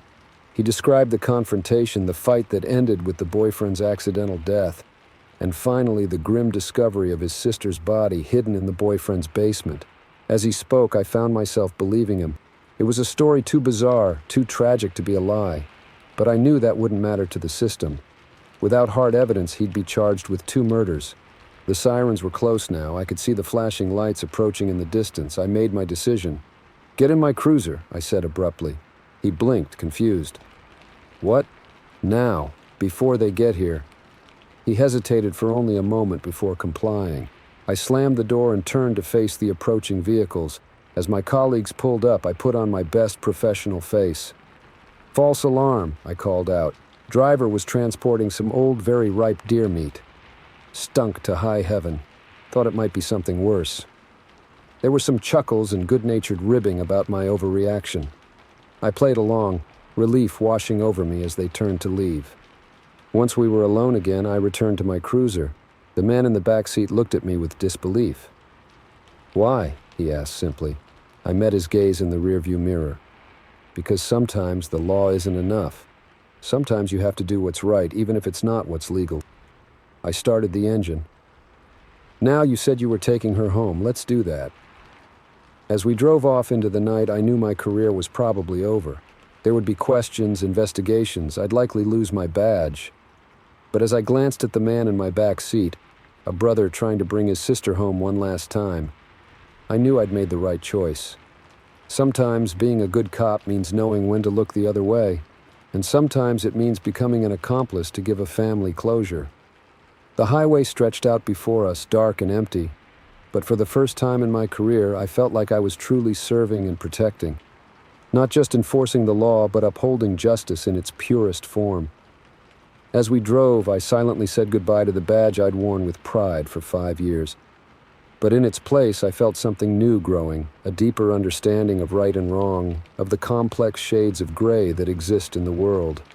The night that started with a routine traffic stop had changed everything, and as we sped towards an uncertain future, I realized that my real journey as a protector was just beginning.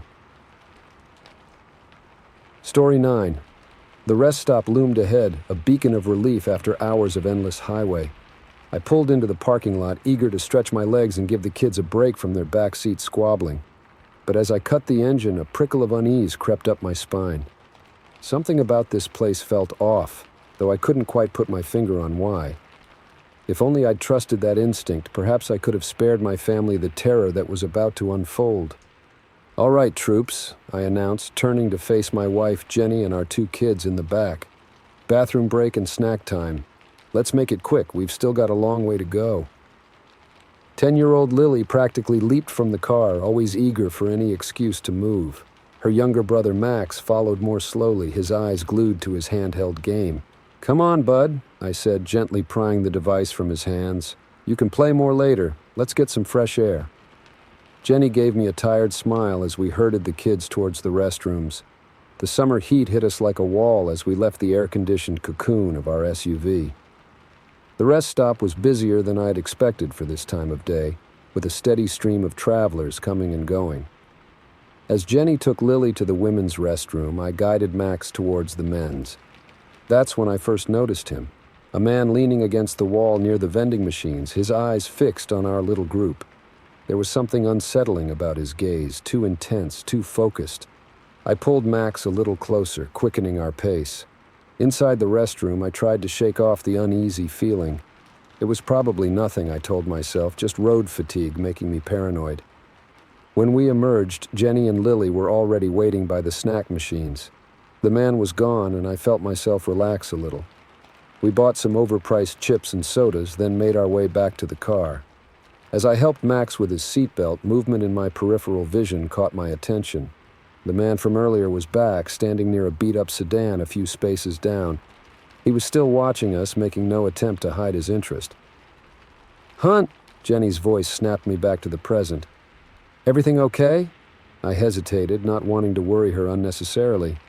"Yeah, just thought I saw someone I knew. My mistake." We pulled out of the rest stop, merging back onto the highway. I kept glancing in the rearview mirror, half expecting to see the sedan following us. But there was no sign of it, and gradually the tension began to ease from my shoulders. An hour passed uneventfully. The kids had settled into a rare moment of peace, Lily reading a book while Max had reclaimed his game. Jenny dozed in the passenger seat, her head resting against the window.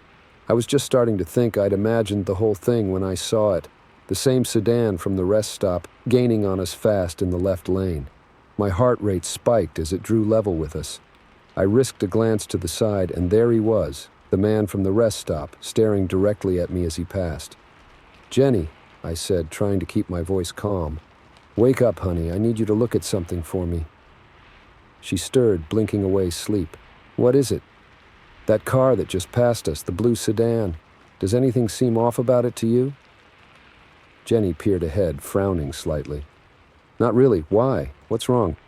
I explained about the man at the rest stop, my suspicions that he was following us. As I spoke, I could hear how paranoid it sounded. Jenny's expression shifted from concern to skepticism. "Are you sure, Tom?" she asked gently. "We've been on the road for hours. Maybe you're just tired and imagining things." I wanted to believe her. God, how I wanted to believe her. But as I watched the sedan weave through traffic ahead of us, always staying just within sight, I knew in my gut that something was very wrong. "Maybe," I conceded, not wanting to argue. "But humor me, okay? Let's stop at the next exit, grab an early dinner. If I'm wrong, no harm done. If I'm right." Jenny nodded, her eyes now scanning the road ahead with new wariness. "Okay, better safe than sorry, I suppose." I took the next exit, a small town I'd never heard of. The sedan stayed on the highway, and for a moment I felt a rush of relief. Maybe Jenny was right. Maybe it was all in my head. We found a diner just off the main street, its neon open sign a welcome sight. As we piled out of the car, I did a quick scan of the parking lot. No sign of the sedan, no sign of the man. Inside, we slid into a vinyl booth, the kids immediately squabbling over the paper placemats and crayons provided. Jenny gave me a small smile over their heads, a silent, "See, everything's fine," that I wanted desperately to believe. We ordered, the normalcy of the situation slowly easing my nerves. By the time our food arrived, I was almost ready to laugh at myself for being so paranoid. Almost. As I raised a forkful of meatloaf to my mouth, movement outside the window caught my eye. My blood ran cold as I saw the blue sedan pulling into the parking lot. "Jenny," I said, my voice low and urgent, "don't turn around, he's here." Her eyes widened, darting to the kids, then back to me. "What do we do?" I forced myself to think rationally, to push down the panic threatening to overwhelm me. "Okay, here's the plan. We finish eating normally, then we'll ask the waitress if there's a back exit. If not, we make a run for the car. I'll create a distraction if needed." Jenny nodded, her face pale but determined. We ate mechanically, trying to maintain a facade of normalcy for the kids' sake. I kept my eyes on the window, watching as the man entered the diner and took a seat at the counter. When the waitress came to clear our plates, I leaned in close. "Excuse me, but is there a back way out of here? It's kind of urgent." She looked confused but nodded. "Through the kitchen. Is everything all right?" "Fine," I lied smoothly. "Just need to avoid someone. You know how it is." "Oh." We gathered our things, herding the confused and protesting kids towards the kitchen. As we pushed through the swinging doors, I heard a commotion from the dining room. He'd spotted us. "Run!" I yelled, all pretense of calm abandoned. We burst out the back door into an alley, sprinting towards the street. I could hear heavy footsteps behind us, gaining fast. "The car!" Jenny shouted, pointing. We'd parked on the side of the diner, thankfully close to where we'd emerged.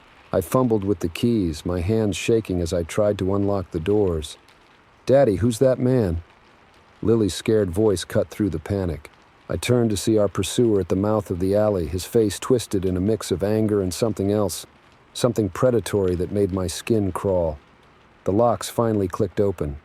"Get in!" I shouted, practically throwing Max into the back seat. Jenny scrambled into the passenger side as I leaped behind the wheel. The engine roared to life just as the man reached the car, his fist pounding on the window. I threw the car into reverse, tires squealing as we shot backwards. The man stumbled, nearly falling, but quickly regained his footing and ran for his own vehicle. We tore out of the parking lot, running a red light as we merged onto the main road. In the rearview mirror, I could see the blue sedan in hot pursuit. "Call 911. Hey," I yelled to Jenny, who was already fumbling with her phone. What followed was a nightmarish chase through unfamiliar streets. I drove like a man possessed, taking turns at random, praying to find a police station or a crowded area, anywhere we might find safety. The sedan stayed with us, matching every move. In the back seat, Lily was crying while Max sat in stunned silence. Jenny's voice was a steady stream of information to the 911 operator, describing our location as best she could. Just when I thought we couldn't shake him, salvation appeared in the form of flashing blue lights.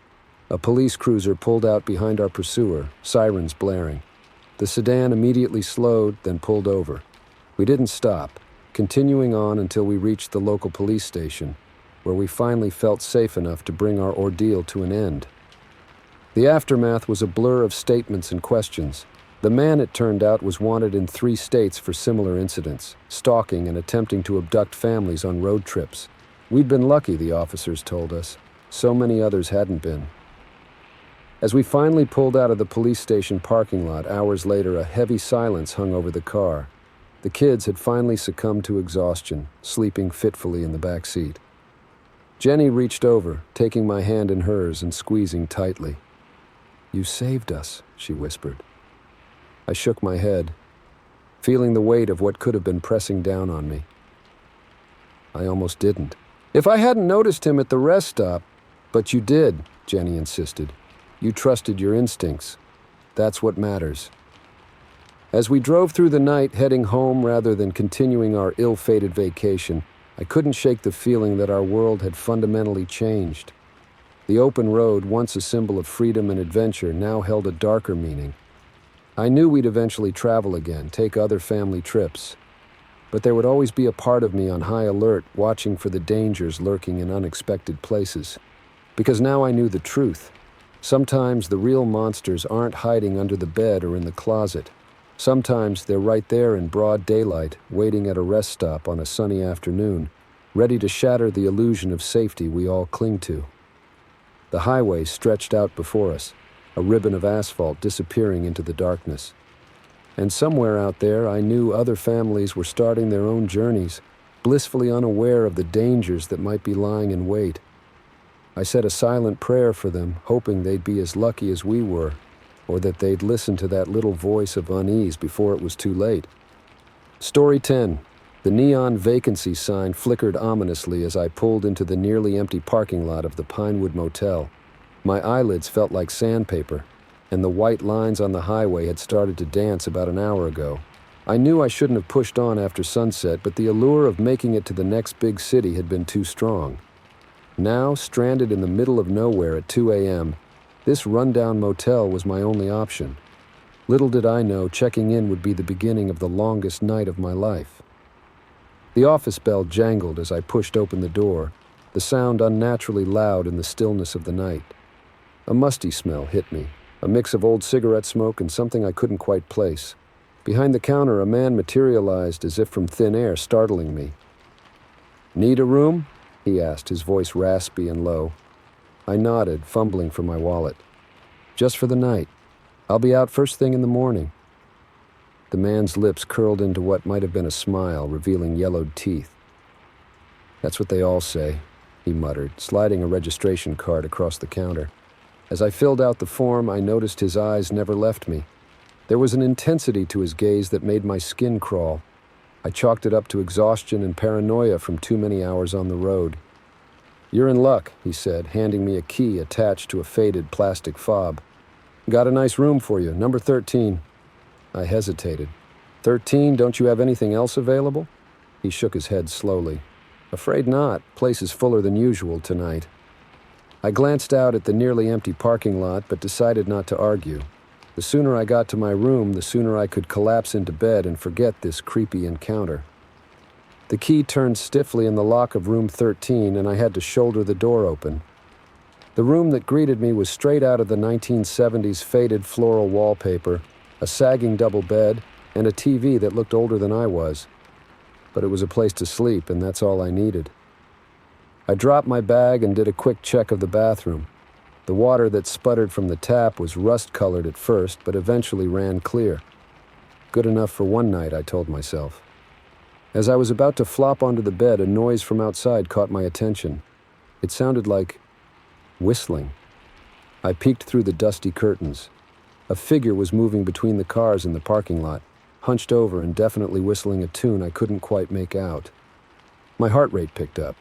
Was it the clerk, a guest, or someone who didn't belong here at all? I watched as the figure paused by my car, seeming to peer inside. Then, as if sensing my gaze, they straightened up and looked directly at my window. I let the curtain fall back into place, my breath catching in my throat. Sleep suddenly felt very far away. I double-checked the lock on the door and wedged the sole chair in the room under the handle for good measure. Then I sat on the edge of the bed, straining my ears for any sound from outside. For a while, all was quiet. Just as I was starting to relax, convinced I'd overreacted, a new sound broke the silence. Footsteps, right outside my door. They paused, and I could have sworn I heard breathing on the other side of the thin wood, my whole body tensed, ready to, what, fight? Flee? There was nowhere to go in this tiny room. The footsteps moved on, fading down the walkway. I let out a shaky breath I hadn't realized I'd been holding. That's when I noticed the smell. At first, I thought it was just the general mustiness of the old room. But this was different, metallic, almost coppery.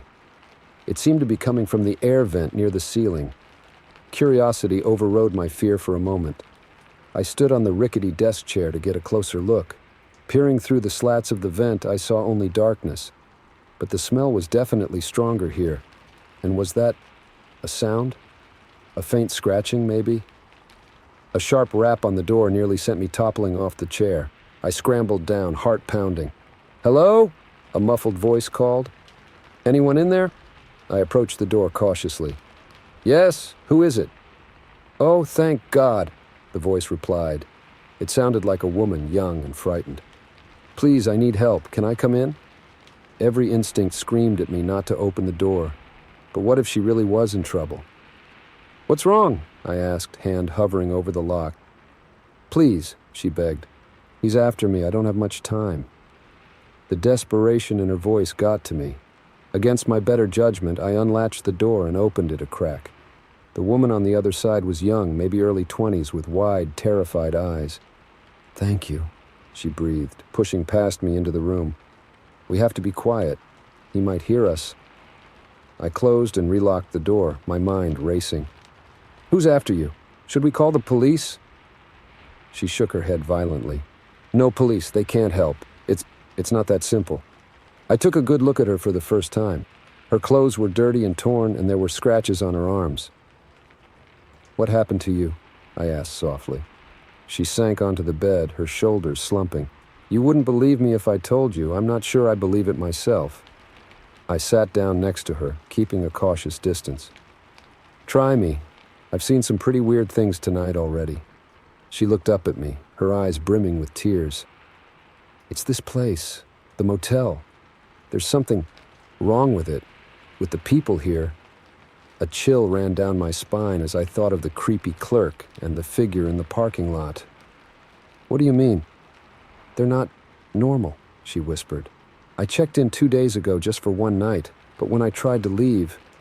She trailed off, shuddering. "What?" I prompted gently. "What happened when you tried to leave?" "My car wouldn't start. And when I went to the office to call for help, the clerk, he changed. His face, it wasn't human anymore, and he wasn't alone." I wanted to dismiss her story as the ravings of someone unstable, but the fear in her eyes was too real, and it resonated with the unease I'd felt since arriving. "We need to get out of here," I said, standing up. "Both of us. We'll take my car," and a loud thump from above cut me off. We both looked up at the ceiling, then at each other. "There's another floor," I whispered. She shook her head. "Not according to the building, it's just one story." The thumping continued, moving across the ceiling towards the far wall. Then, to my horror, it started descending, as if whatever was up there was crawling down the wall inside the room. "We have to go," I hissed, grabbing my bag. "Now!" I yanked the chair away from the door and fumbled with the lock. Behind me, I heard the woman gasp, "Look out!" I turned just in time to see a dark shape detach itself from the shadowy corner of the room. It moved with unnatural speed, lunging towards us. I caught a glimpse of 2 long limbs and gleaming eyes before I finally got the door open. We burst out into the night air, the cool breeze a shock after the stifling room. "My car," I panted. "It's over there." We sprinted across the parking lot, the sound of pursuit close behind. I jabbed frantically at the key fob, relief flooding through me as the car's lights flashed. Just as we reached the vehicle, a hand clamped down on my shoulder. I spun around, coming face to face with the motel clerk. But the woman was right. His face had changed. It was elongated, almost canine, with rows of sharp teeth bared in a grotesque grin. "Leaving so soon?" he growled. "But the fun's just starting." I reacted on pure instinct, swinging my bag with all my might. It connected with his head with a satisfying thud, sending him stumbling backward. "Get in!" I yelled to the woman, who was already scrambling into the passenger seat. I threw myself behind the wheel and jammed the key into the ignition. The engine roared to life and I floored it, tires squealing as we peeled out of the parking lot. In the rearview mirror, I could see figures emerging from the shadows around the motel. They moved with inhuman speed, giving chase. But as we hit the highway, they fell back, eventually disappearing into the darkness. We drove in silence for several miles, both of us too shaken to speak. Finally, as the adrenaline began to wear off, I glanced over at my companion. "I'm Alice," I said, my voice hoarse. "Jen," she replied quietly. "Thank you for believing me, for helping me." I nodded, still trying to process everything that had happened. What were they?" Jen shook her head. "I don't know, and I don't think I want to know. I just want to get as far away from that place as possible." "Agreed," I said fervently, pressing down harder on the accelerator. As the miles ticked by and the sky began to lighten with the first hints of dawn, I found myself wondering if anyone would believe our story. Part of me hoped we'd wake up and realize it had all been a shared nightmare. But the scratches on Jen's arms were all too real, as was the lingering smell of that room clinging to our clothes. Whatever had happened at the Pinewood Motel, whatever those things were, I knew one thing for certain. I'd never look at a roadside inn the same way again. And as for room 13, I made a silent vow to always ask for a different number. Some risks just aren't worth taking, especially when you're alone on a dark highway in the middle of nowhere. Story 11. The little girl's face pressed against the car window, her eyes wide with fear. I'd seen a lot in my years on the road, but this was different. This was wrong. I shifted in the driver's seat of my big rig, stretching my legs as best I could in the cramped space. 12 hours into my haul, and I was ready for a break. The rest stop appeared like an oasis in the desert of endless highway. As I pulled into a spot, killing the engine, I noticed the car right away. It was nothing special, just a beat-up sedan, probably 10 years old. But it was the only other vehicle in the lot, which was odd for this time of day. I climbed down from the cab, my boots hitting the cracked pavement with a thud. The summer heat hit me like a wall, and I could feel sweat starting to bead on my forehead. I stretched, feeling my back pop in about 5 different places. That's when I saw her. A little girl, maybe 6 or 7, sitting alone in the back seat of the sedan. She looked scared. Not the normal bored expression of a kid stuck waiting in a car, but genuine fear. I frowned, glancing around the rest stop. No sign of any adults. The building that housed the vending machines and restrooms was dark, clearly closed for renovations. "Hey there," I called out, approaching the car slowly. I didn't want to scare her more than she already was. "You okay, sweetheart?" She looked at me, her eyes wide. She seemed to hesitate, then shook her head slightly. My frown deepened. "Where are your parents?" She glanced around nervously, then leaned closer to the window. Her voice was barely above a whisper. "They're not my parents." A chill ran down my spine despite the heat. "What do you mean, honey?" But before she could answer, I heard the sound of tires on gravel. A van was pulling into the lot, moving fast. The girl's eyes widened in panic. She pressed herself back against the seat, trying to make herself as small as possible. The van screeched to a halt next to the sedan. 2 men jumped out, both wearing nondescript clothes. Jeans, t-shirts, baseball caps pulled low over their eyes.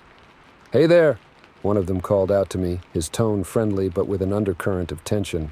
"Everything okay here?" I hesitated, glancing between the men and the frightened girl in the car. Every instinct I had was screaming that something was very, very wrong. "Just checking on the little one," I said, keeping my voice casual. Seemed odd for a kid to be out here alone. The second man stepped forward, his smile not quite reaching his eyes. "Oh, that's our niece." Her mom just ran to the bathroom. Should be back any minute." I nodded slowly, but I couldn't shake the feeling of wrongness. The bathroom building was clearly closed, and there wasn't another soul in sight. "Well, that's good to hear," I said, forcing a smile. "I'll just wait with her until her mom gets back. You know how it is these days, can't be too careful." The men exchanged a look. The first one's hand twitched towards his waistband, and I caught a glimpse of something metallic. My heart started racing. I'd been driving trucks for 20 years, seen all sorts of things on the road, but this was different. This was dangerous. "That's real kind of you," the second man said, his voice hardening. "But we've got it from here. Why don't you mind your own business and get back on the road?" I stood my ground, though every fiber of my being wanted to run. "I think I'll stay if it's all the same to you, just to make sure everything's okay." The first man took a step towards me, his hand now clearly resting on what I was sure was a concealed weapon. "Listen, old-timer, this doesn't concern you. Walk away now and we can all forget this ever happened." I swallowed hard, my mouth suddenly dry. I knew I should leave, should get back in my truck and drive away. Call the police once I was safely down the road. But I couldn't. I couldn't leave that little girl. "I'm not going anywhere," I said, surprised at how steady my voice sounded. "Not until I see this child reunited with her real parents." The men's faces darkened. "You're making a big mistake," the first one growled. "No," I replied. "I think you're the ones making the mistake here." What happened next was a blur. The first man lunged at me, his fist connecting with my jaw. I staggered back, tasting blood, but I wasn't some green kid. I'd been in my share of truck stop brawls over the years. I might be older now, a bit softer around the middle, but I still knew how to handle myself. I ducked the next punch, driving my shoulder into the man's midsection.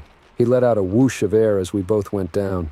The second man was on me in an instant, raining blows down on my back.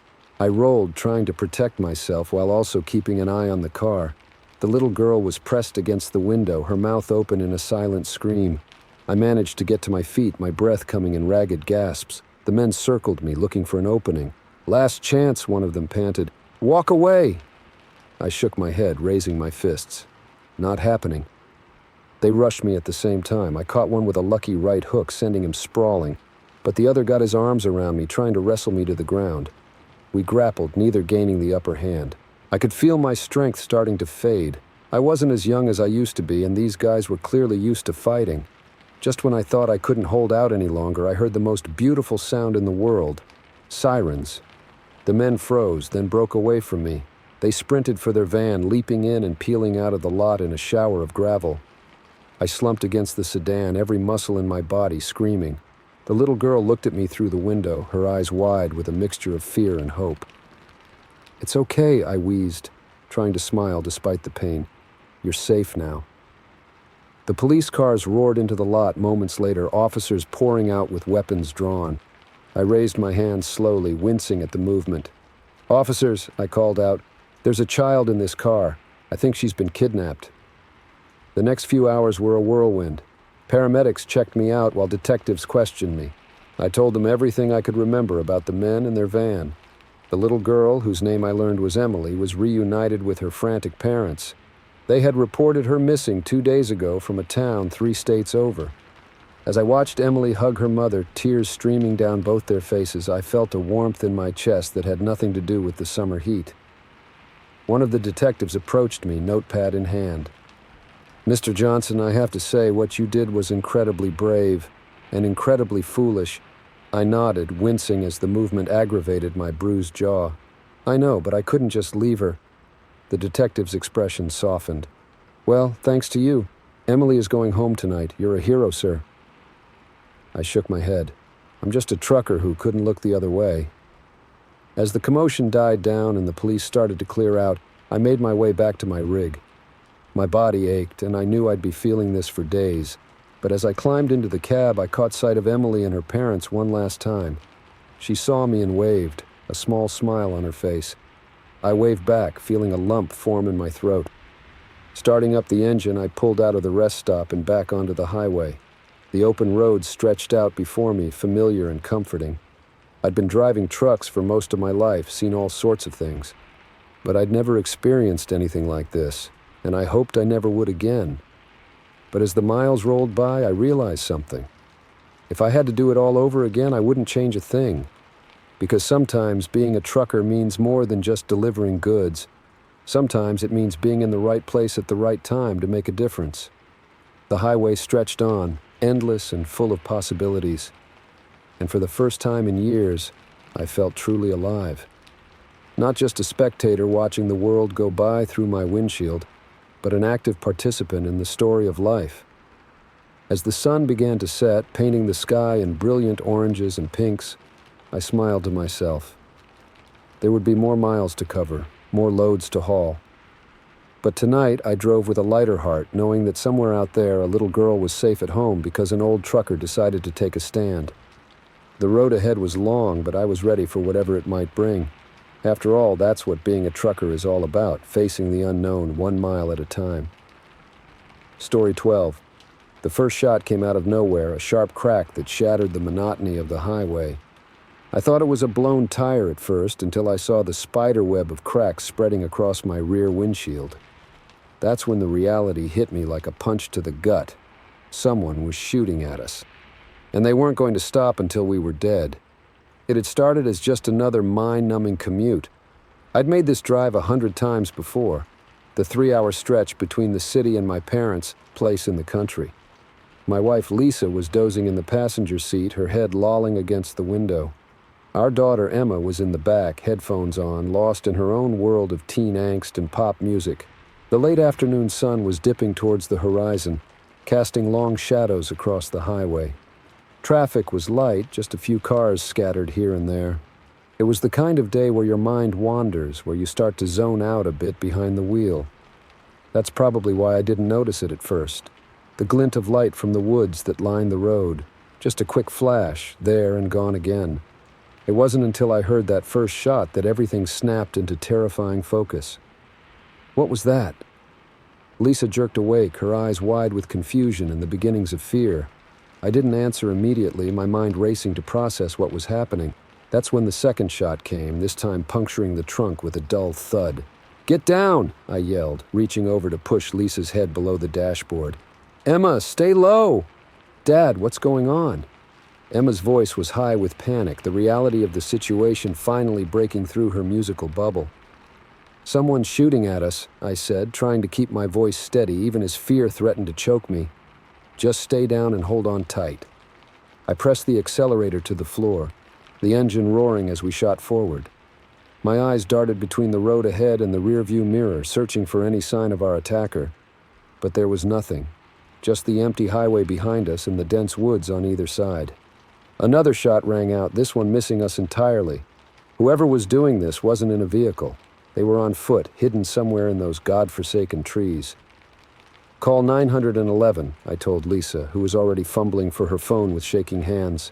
As she spoke to the operator, her voice trembling but determined, I tried to focus on driving.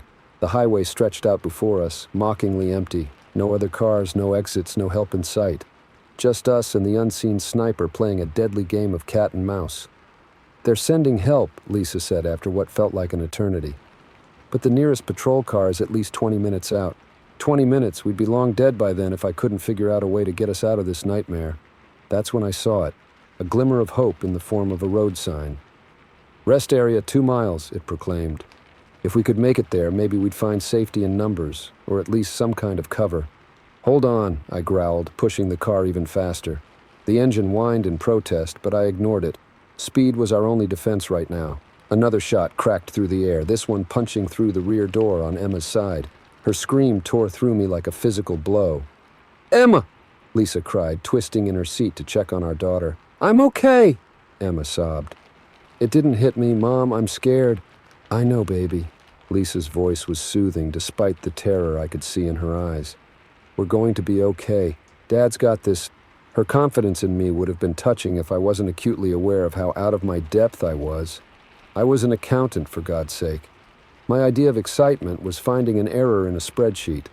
Nothing in my life had prepared me for this. The rest area sign flashed by, announcing we were now just 1 mile away. I allowed myself a flicker of hope. We were going to make it. We had to. That's when I saw the brake lights ahead. A semi-truck lumbering along in the right lane. Under normal circumstances, I'd just pass it without a second thought, but now it represented both an obstacle and an opportunity. "Hold on tight," I warned, before swerving sharply into the right lane, tucking our car in close behind the massive truck. The move paid off almost immediately. The next shot pinged harmlessly off the truck's trailer well above our heads. We were shielded, at least for the moment. "Smart thinking," Lisa said, her hand finding mine on the gear shift and squeezing tight. I nodded, not trusting myself to speak. My entire focus was on staying as close to the truck as possible without rear-ending it. The rest area exit was coming up fast, and I knew this was our one shot at safety. As we approached the exit, I had to make a split-second decision. The truck wasn't slowing down. It was going to pass right by. If we followed it, we'd miss our chance at finding help. But the moment we pulled out from behind it, we'd be exposed again. "Get ready," I said, my voice tight with tension. "When I move, I need you both to stay as low as possible. Understood?" Twin murmurs of agreement came from Lisa and Emma. I took a deep breath, said a silent prayer, and made my move. I yanked the wheel hard to the right, cutting across the solid white line onto the exit ramp.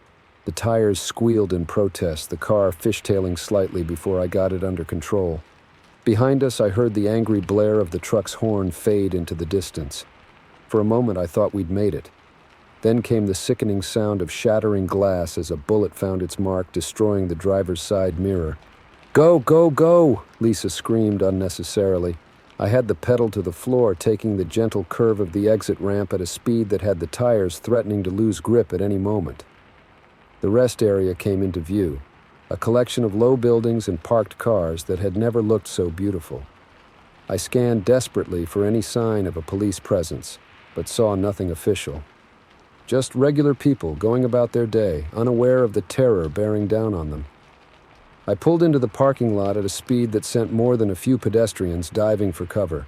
Screeching to a halt near the main building, I killed the engine and turned to my family.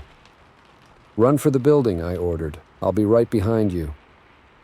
Lisa nodded, her face pale but determined. She threw open her door, reaching into the back to help Emma out. I watched them sprint towards the entrance, my heart in my throat. As I moved to follow, movement in my peripheral vision made me pause. There, emerging from the tree line at the edge of the parking lot, was a figure. Even at this distance, I could see the rifle in his hands. Time seemed to slow down. I saw his arm raised, taking aim at my fleeing family. Without conscious thought, I found myself moving, placing myself between the gunman and my loved ones. "Hey!" I screamed, waving my arms. "Over here, you bastard!" His head snapped towards me, the rifle swinging in my direction. I dove behind a parked SUV just as a shot rang out, the bullet pinging off the asphalt where I'd been standing a moment before. I heard shouts of alarm, screams of panic as the other people in the rest area finally realized what was happening. Risking a glance around the SUV, I saw Lisa and Emma disappear into the building. They were safe, at least for now. The gunman was moving closer, his steps purposeful. I knew I should run, should try to get to safety myself, but a strange calm had settled over me. I'd gotten my family to safety. Nothing else mattered now. Just as I was steeling myself to make a desperate run for it, a new sound cut through the chaos sirens. Lots of them, and getting closer by the second. The gunman hesitated, looking towards the highway. Then, without warning, he turned and sprinted back towards the woods. I sagged against the SUV, the adrenaline that had been keeping me going suddenly deserting me. As the first police cars pulled into the parking lot, lights flashing and sirens wailing, I felt the weight of what we'd just survived crash down upon me. The aftermath was a blur of questions and statements, of tearful reunions and shocked disbelief. The police never caught the sniper. He'd vanished into the woods without a trace. They told us later that we weren't the first to be targeted. There had been other incidents, other families terrorized on this stretch of highway. We were just the first to make it out alive. In the days and weeks that followed, I found myself jumping at every loud noise, flinching at every flash of light. The open road, once a symbol of freedom and possibility, now held only fear and memories of terror. But as time passed, something else began to emerge from the trauma, a newfound appreciation for the fragility of life and for the strength we all possess when pushed to our limits. I'd always thought of myself as just an ordinary guy, but that day on the highway had shown me that ordinary people are capable of extraordinary things when it matters most. Now, as I watch Emma laugh with her friends or share a quiet moment with Lisa, I'm reminded of how close we came to losing it all. And I'm grateful not just for our survival, but for the perspective it's given us. Because sometimes it takes staring down the barrel of a gun to realize what truly matters in life. The highway still beckons, a ribbon of asphalt stretching towards the horizon. And someday I know we'll answer its call again. But for now, we're content to stay close to home, to cherish each moment and each other. After all, you never know when a routine drive might turn into a fight for survival. Story 13. The ping of the ride request cut through the late-night silence of my car, startling me from my half-doze. I blinked at the screen, my eyes widening as I took in the details. A 200-mile trip at 2 a.m.? The surge pricing made the fare too tempting to pass up, but a nagging feeling in my gut told me this wasn't going to be an ordinary ride. If only I'd listened to that instinct, I might have avoided the most terrifying night of my life. I pulled up to the pickup location, a dimly lit corner in a part of town I rarely visited. 3 figures emerged from the shadows, and I felt a prickle of unease as they approached. 2 men and a woman, all dressed in dark clothes that seemed a size too big, as if they were trying to hide something. "You Davy?" one of the men asked as they piled into the back seat. I nodded, forcing a smile. "That's me. Long trip ahead of us, huh?" The woman spoke up, her voice surprisingly cheerful. "Oh yes, but don't worry, we'll make it worth your while." As I pulled away from the curb, I caught the eye of the second man in the rearview mirror. His gaze was intense, almost predatory, and I quickly looked away. The first hour of the trip passed in relative silence. My passengers whispered among themselves, too low for me to make out the words. Every now and then I'd catch a phrase, deadline, package, consequences, that made my imagination run wild. We were well outside the city limits when the woman leaned forward. "Mind if we play some music?" "Sure," I replied, grateful for anything to break the tension. "There's an aux cord if you want to use your phone." She plugged in her device, and a moment later, heavy metal blasted through the speakers, making me jump. The volume was far too loud, drowning out any hope of overhearing their conversation. As we sped down the empty highway, I couldn't shake the feeling that something was very wrong. My passengers' behavior became increasingly erratic. The 2 men kept looking out the back window as if expecting to be followed. The woman alternated between manic laughter and hushed, urgent whispers. About halfway through the journey, we pulled into a rest stop. As my passengers got out to use the facilities, I took the opportunity to text my girlfriend. "On a long trip, passengers acting weird. If you don't hear from me by 8 a.m., call the police." I had just hit send when the car doors opened again. The woman slid into the front passenger seat this time, flashing me a smile that didn't reach her eyes. "Hope you don't mind," she said. "Needed to stretch my legs." As we pulled back onto the highway, I noticed a small duffel bag that hadn't been there before. It sat on the woman's lap, and she clutched it tightly as if afraid it might disappear. The music started up again, but this time I caught snippets of conversation from the back seat. "Can't believe how smooth it went. Worth millions. Buyers will be pleased." My heart rate picked up. Were they criminals? Had I unwittingly become an accomplice to some kind of heist? I tried to focus on the road, but my mind was racing. Should I confront them? Pull over and bail? Call the police? The woman must have sensed my unease. She turned down the music slightly and leaned in close. "Everything okay, Dave? You seem tense." I swallowed hard. "Fine, just a long night, you know." She nodded sympathetically. "I understand, but don't worry, we're almost there. And like I said, we'll make it worth your while." Her tone was meant to be reassuring, but there was an undercurrent of threat that made my skin crawl. As we entered a more rural area, the men in the back became agitated. "Take the next right," one of them ordered. I frowned. "That's not the route to the destination you entered." "Just do it," the other man growled, his voice leaving no room for argument. I complied, turning onto a narrow, unmarked road that wound through dense forest. The pavement soon gave way to gravel and then to dirt. My headlights barely penetrated the darkness ahead. "Stop here," the woman said suddenly. I brought the car to a halt in a small clearing. The engine idled, its rumble unnaturally loud in the stillness of the night. "What's going on?" I asked, unable to keep the tremor out of my voice. The woman turned to face me, all pretense of friendliness gone. "Get out of the car, Dave." My hand inched towards the door handle, but I hesitated. "Look, whatever this is, I don't want any part of it. Just let me go and I won't say anything to anyone." A cold laugh from the back seat made me flinch. "Oh, I'm afraid it's far too late for that." The click of a gun being cocked sent a jolt of terror through me. In the rear-view mirror, I could see one of the men pointing a pistol at my head. "Out! Now!" The woman's voice was ice. On shaking legs, I exited the vehicle. The forest was pitch black, the only light coming from my car's headlights. The air was thick with the scent of pine and something else, something metallic and unpleasant. My passengers got out, the men flanking me while the woman stood in front, still clutching the duffel bag. "What do you want from me?"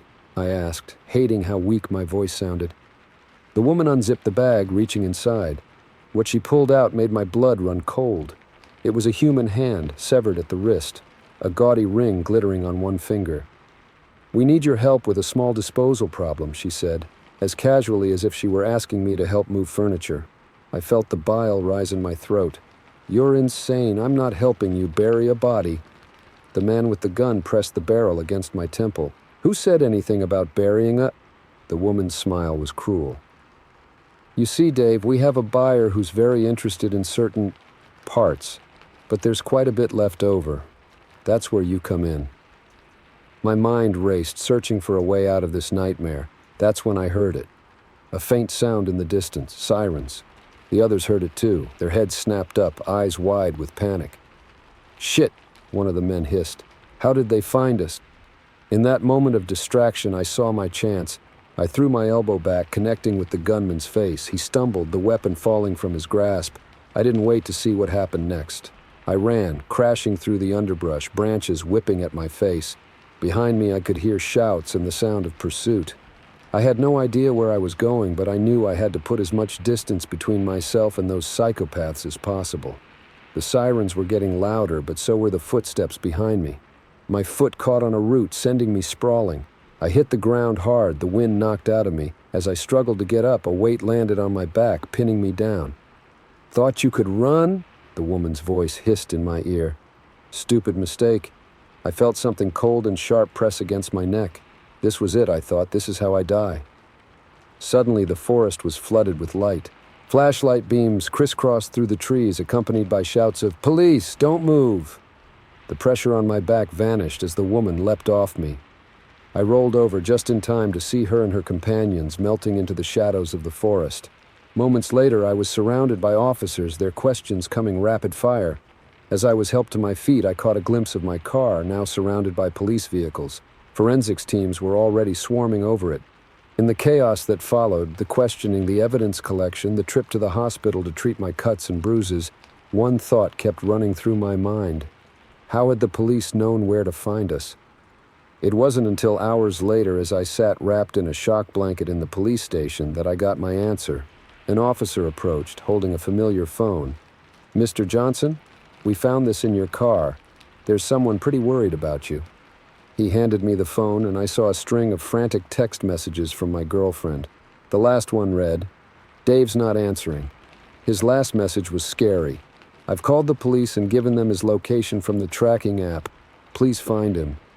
Relief washed over me as I realized what had happened. That quick text at the rest stop, the one I'd sent more out of paranoia than real fear, had saved my life. As I was escorted home in the early hours of the morning, the sun just beginning to peek over the horizon, I knew my days as a rideshare driver were over. The open road no longer held the promise of adventure and easy money. Instead, it would forever be tainted by the memory of that night, the night I nearly became an unwilling accomplice to a gruesome crime. The authorities never did catch my passengers.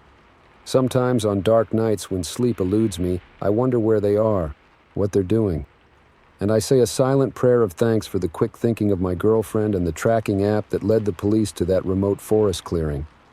One thing's for certain. I'll never look at a late-night ride request the same way again.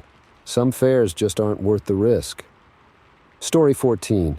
The floorboard creaked beneath my foot, and I froze. In the silence that followed, the faint melody drifting from upstairs seemed to grow louder, more menacing. This was supposed to be a routine noise complaint. So why did it feel like I was walking into a horror movie? I'd been on the force for just 6 months. Night shifts in our sleepy rural town usually meant breaking up the occasional rowdy bonfire or chasing off bored teenagers. But tonight was different. The call had come in around midnight, a neighbor reporting strange noises from the old Hanson farmhouse. The place had been abandoned for years, or so I thought. As I stepped further into the darkened living room, my flashlight beam caught the edge of a framed photo. A smiling family stared back at me, their faces coated with a thick layer of dust. I suppressed a shiver. Focus, rookie. "Hello?" I called out, my voice echoing in the empty space. "This is Officer Sarah Chen. I'm responding to a noise complaint. Is anyone here?" No response, just that eerie music floating down from above. Classical, I thought. Maybe Chopin? I made my way towards the staircase, my hand resting on my holstered weapon. Training kicked in and I found myself cataloging details. Front door unlocked, no signs of forced entry. A thin trail in the dust on the floor like something had been dragged. The first step groaned under my weight. I winced, then continued up, moving as quietly as I could. The music grew louder with each step.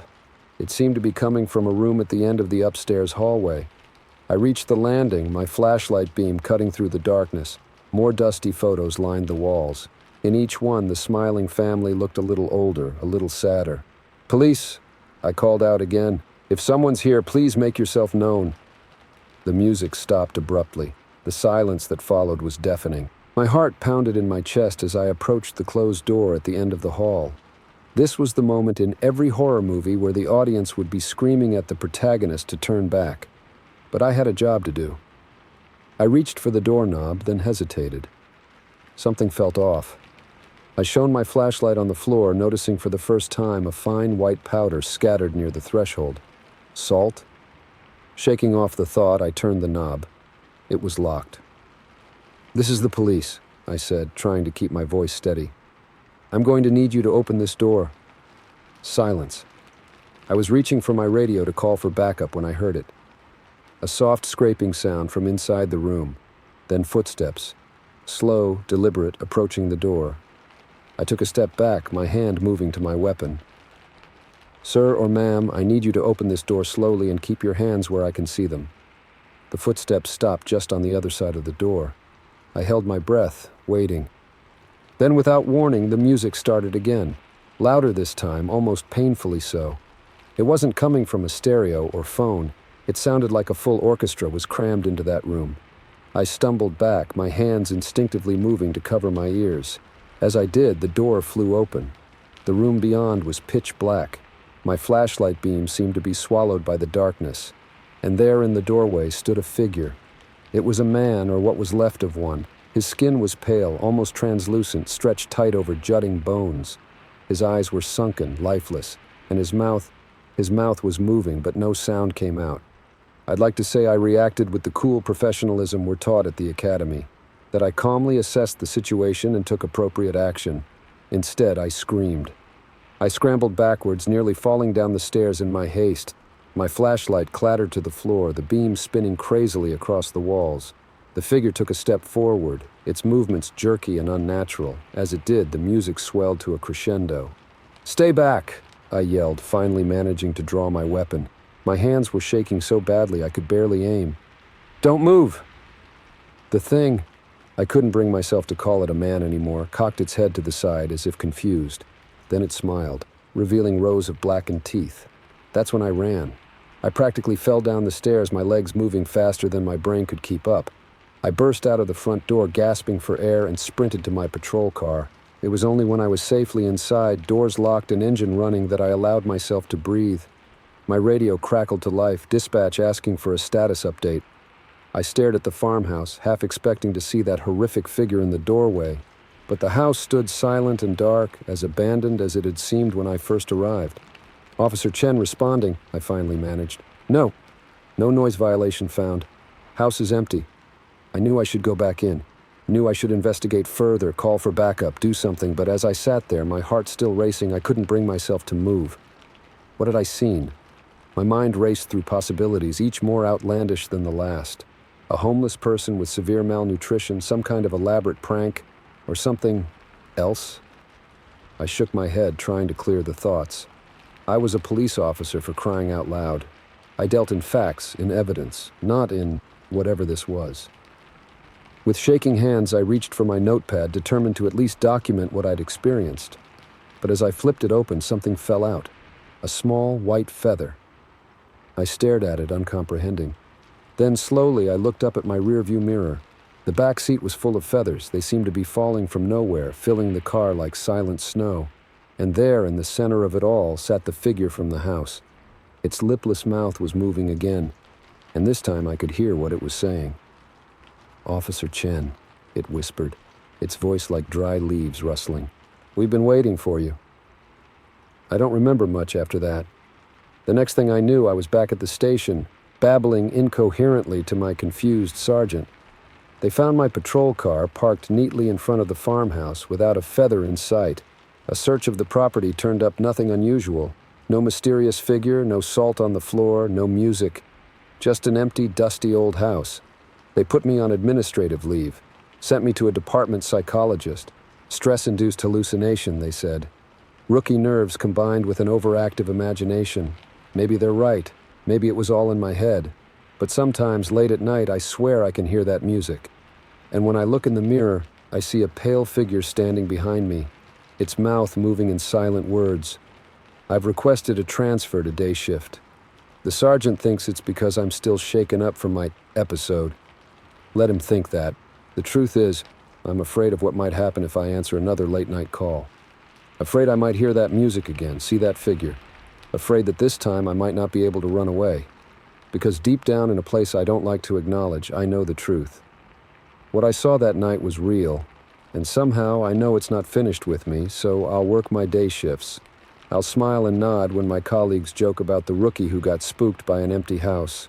I'll go to my therapy sessions and dutifully report that I'm feeling much better.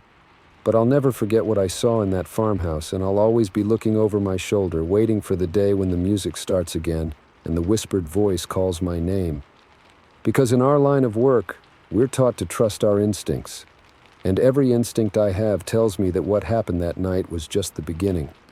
That somewhere out there in the darkness beyond our understanding, something is waiting, and sooner or later it will come for me again. Story 15. The shower's weak spray did little to wash away the grime of 18 hours on the road, but it was heaven compared to the stale sweat and diesel fumes that clung to my skin. I should have known better than to stop at a truck stop this deserted, this late at night. But exhaustion has a way of clouding your judgment, of making you ignore that little voice in your head screaming that something isn't right. By the time I realized my mistake, it was already too late. My name's Jack, and I've been driving big rigs for the better part of 2 decades. I've seen my fair share of weird stuff out on the lonely highways that crisscross this country. But nothing could have prepared me for what happened that night at the Hollow Creek truck stop. I'd been pushing hard, trying to make up time after a delay at my last drop-off. The dispatcher was breathing down my neck about deadlines, and I knew I was cutting it close. When I saw the sign for Hollow Creek, I figured I'd grab a quick shower, maybe a cup of coffee, and be back on the road in no time. The place was dead quiet when I pulled in, just a couple of other trucks in the vast, dimly lit parking lot. The neon open sign in the window of the main building flickered weakly, as if it was on its last legs. But beggars can't be choosers when you're this far from anywhere, so I grabbed my shower kit and headed inside. The guy behind the counter barely looked up from his ancient TV as I paid for a shower token. His eyes, when they did flick towards me, were dull and lifeless, like a shark's. I suppressed a shudder and hurried towards the shower area. The facilities were about what you'd expect from a place like this. Grimy tiles, flickering fluorescent lights, and a pervasive smell of mold and cheap disinfectant. But after hours of nothing but truck stop bathrooms, even this felt like a luxury. I stripped down, hung my clothes on the flimsy hook on the back of the door, and stepped into the shower stall. The water pressure was weak, and it never quite got hot enough, but it felt good to wash away the road grime. I was just starting to relax when I heard it. The outer door of the shower room opening and closing. Footsteps, slow and deliberate, echoed off the tiled walls. I froze, soap running into my eyes as I strained to listen. Now, I'm not usually the paranoid type. Lord knows I've shared plenty of truck stop showers over the years. But something about those footsteps sent a chill down my spine that had nothing to do with the lukewarm water. The steps came closer, stopping just outside my stall. I could see a shadow beneath the door, someone standing there, motionless. The silence stretched on, broken only by the pitiful dribble of the showerhead and my own increasingly rapid breathing. "Hello!" I called out, hating the way my voice cracked. No response. I reached for the stall door, thinking maybe some poor bastard was waiting for me to finish up. But as my hand touched the handle, the lights went out, plunging the room into total darkness. My heart leaped into my throat. This wasn't just a blown fuse. Even the emergency lights were out. It was the kind of darkness you only find in the deepest caves, the kind that presses against your eyeballs and makes you wonder if you've gone blind. "Hey!" I shouted, panic rising in my chest. "What's going on out there?" Still no answer, but the footsteps started again, moving away from my stall, circling the room. I stood frozen, water still running down my body, straining my ears to track the movement. Then I heard it, a sound that turned my blood to ice, the scrape of metal on metal like a knife being drawn from a sheath. My mind raced through 100 scenarios, each more terrifying than the last. Was this a robbery gone wrong? Some sicko looking for an easy target? I fumbled for the shower handle, shutting off the water as quietly as I could. Every instinct screamed at me to get out, to run, but where? I was naked, blind, and trapped in a tiny stall with God knows what waiting for me outside. The footsteps had stopped again. Wherever the intruder was, they were standing still, waiting. I pressed my ear to the stall door, holding my breath, listening for any clue as to their location. That's when something slid under the door. I felt it brush against my foot and had to bite back a scream. My hand shot down, fingers closing around something cold and metallic. A knife? No, it was too big, too heavy. As I ran my fingers over it, realization dawned. It was a crowbar. My mind reeled. Why would someone slip me a weapon? Unless they wanted a fight. The thought sent a fresh wave of terror through me. This wasn't just a robbery or a random attack. This was something else entirely, something planned. Before I could process what was happening, a voice broke the silence. Low, gravelly, and undeniably menacing. "You've got 1 minute," it growled. "Then I'm coming in." The implications hit me like a punch to the gut. This wasn't just about robbing me or scaring me. Whoever was out there wanted blood. And they were giving me the chance to defend myself. My hands shook as I gripped the crowbar. I'd never been in a real fight in my life, let alone a life-or-death struggle in pitch darkness. But as the seconds ticked by, a strange calm settled over me. If this was how it was going to end, I wasn't going down without a fight. I counted in my head, trying to keep track of the time. At what I guessed was about 50 seconds, I heard movement again. The intruder was positioning themselves, getting ready.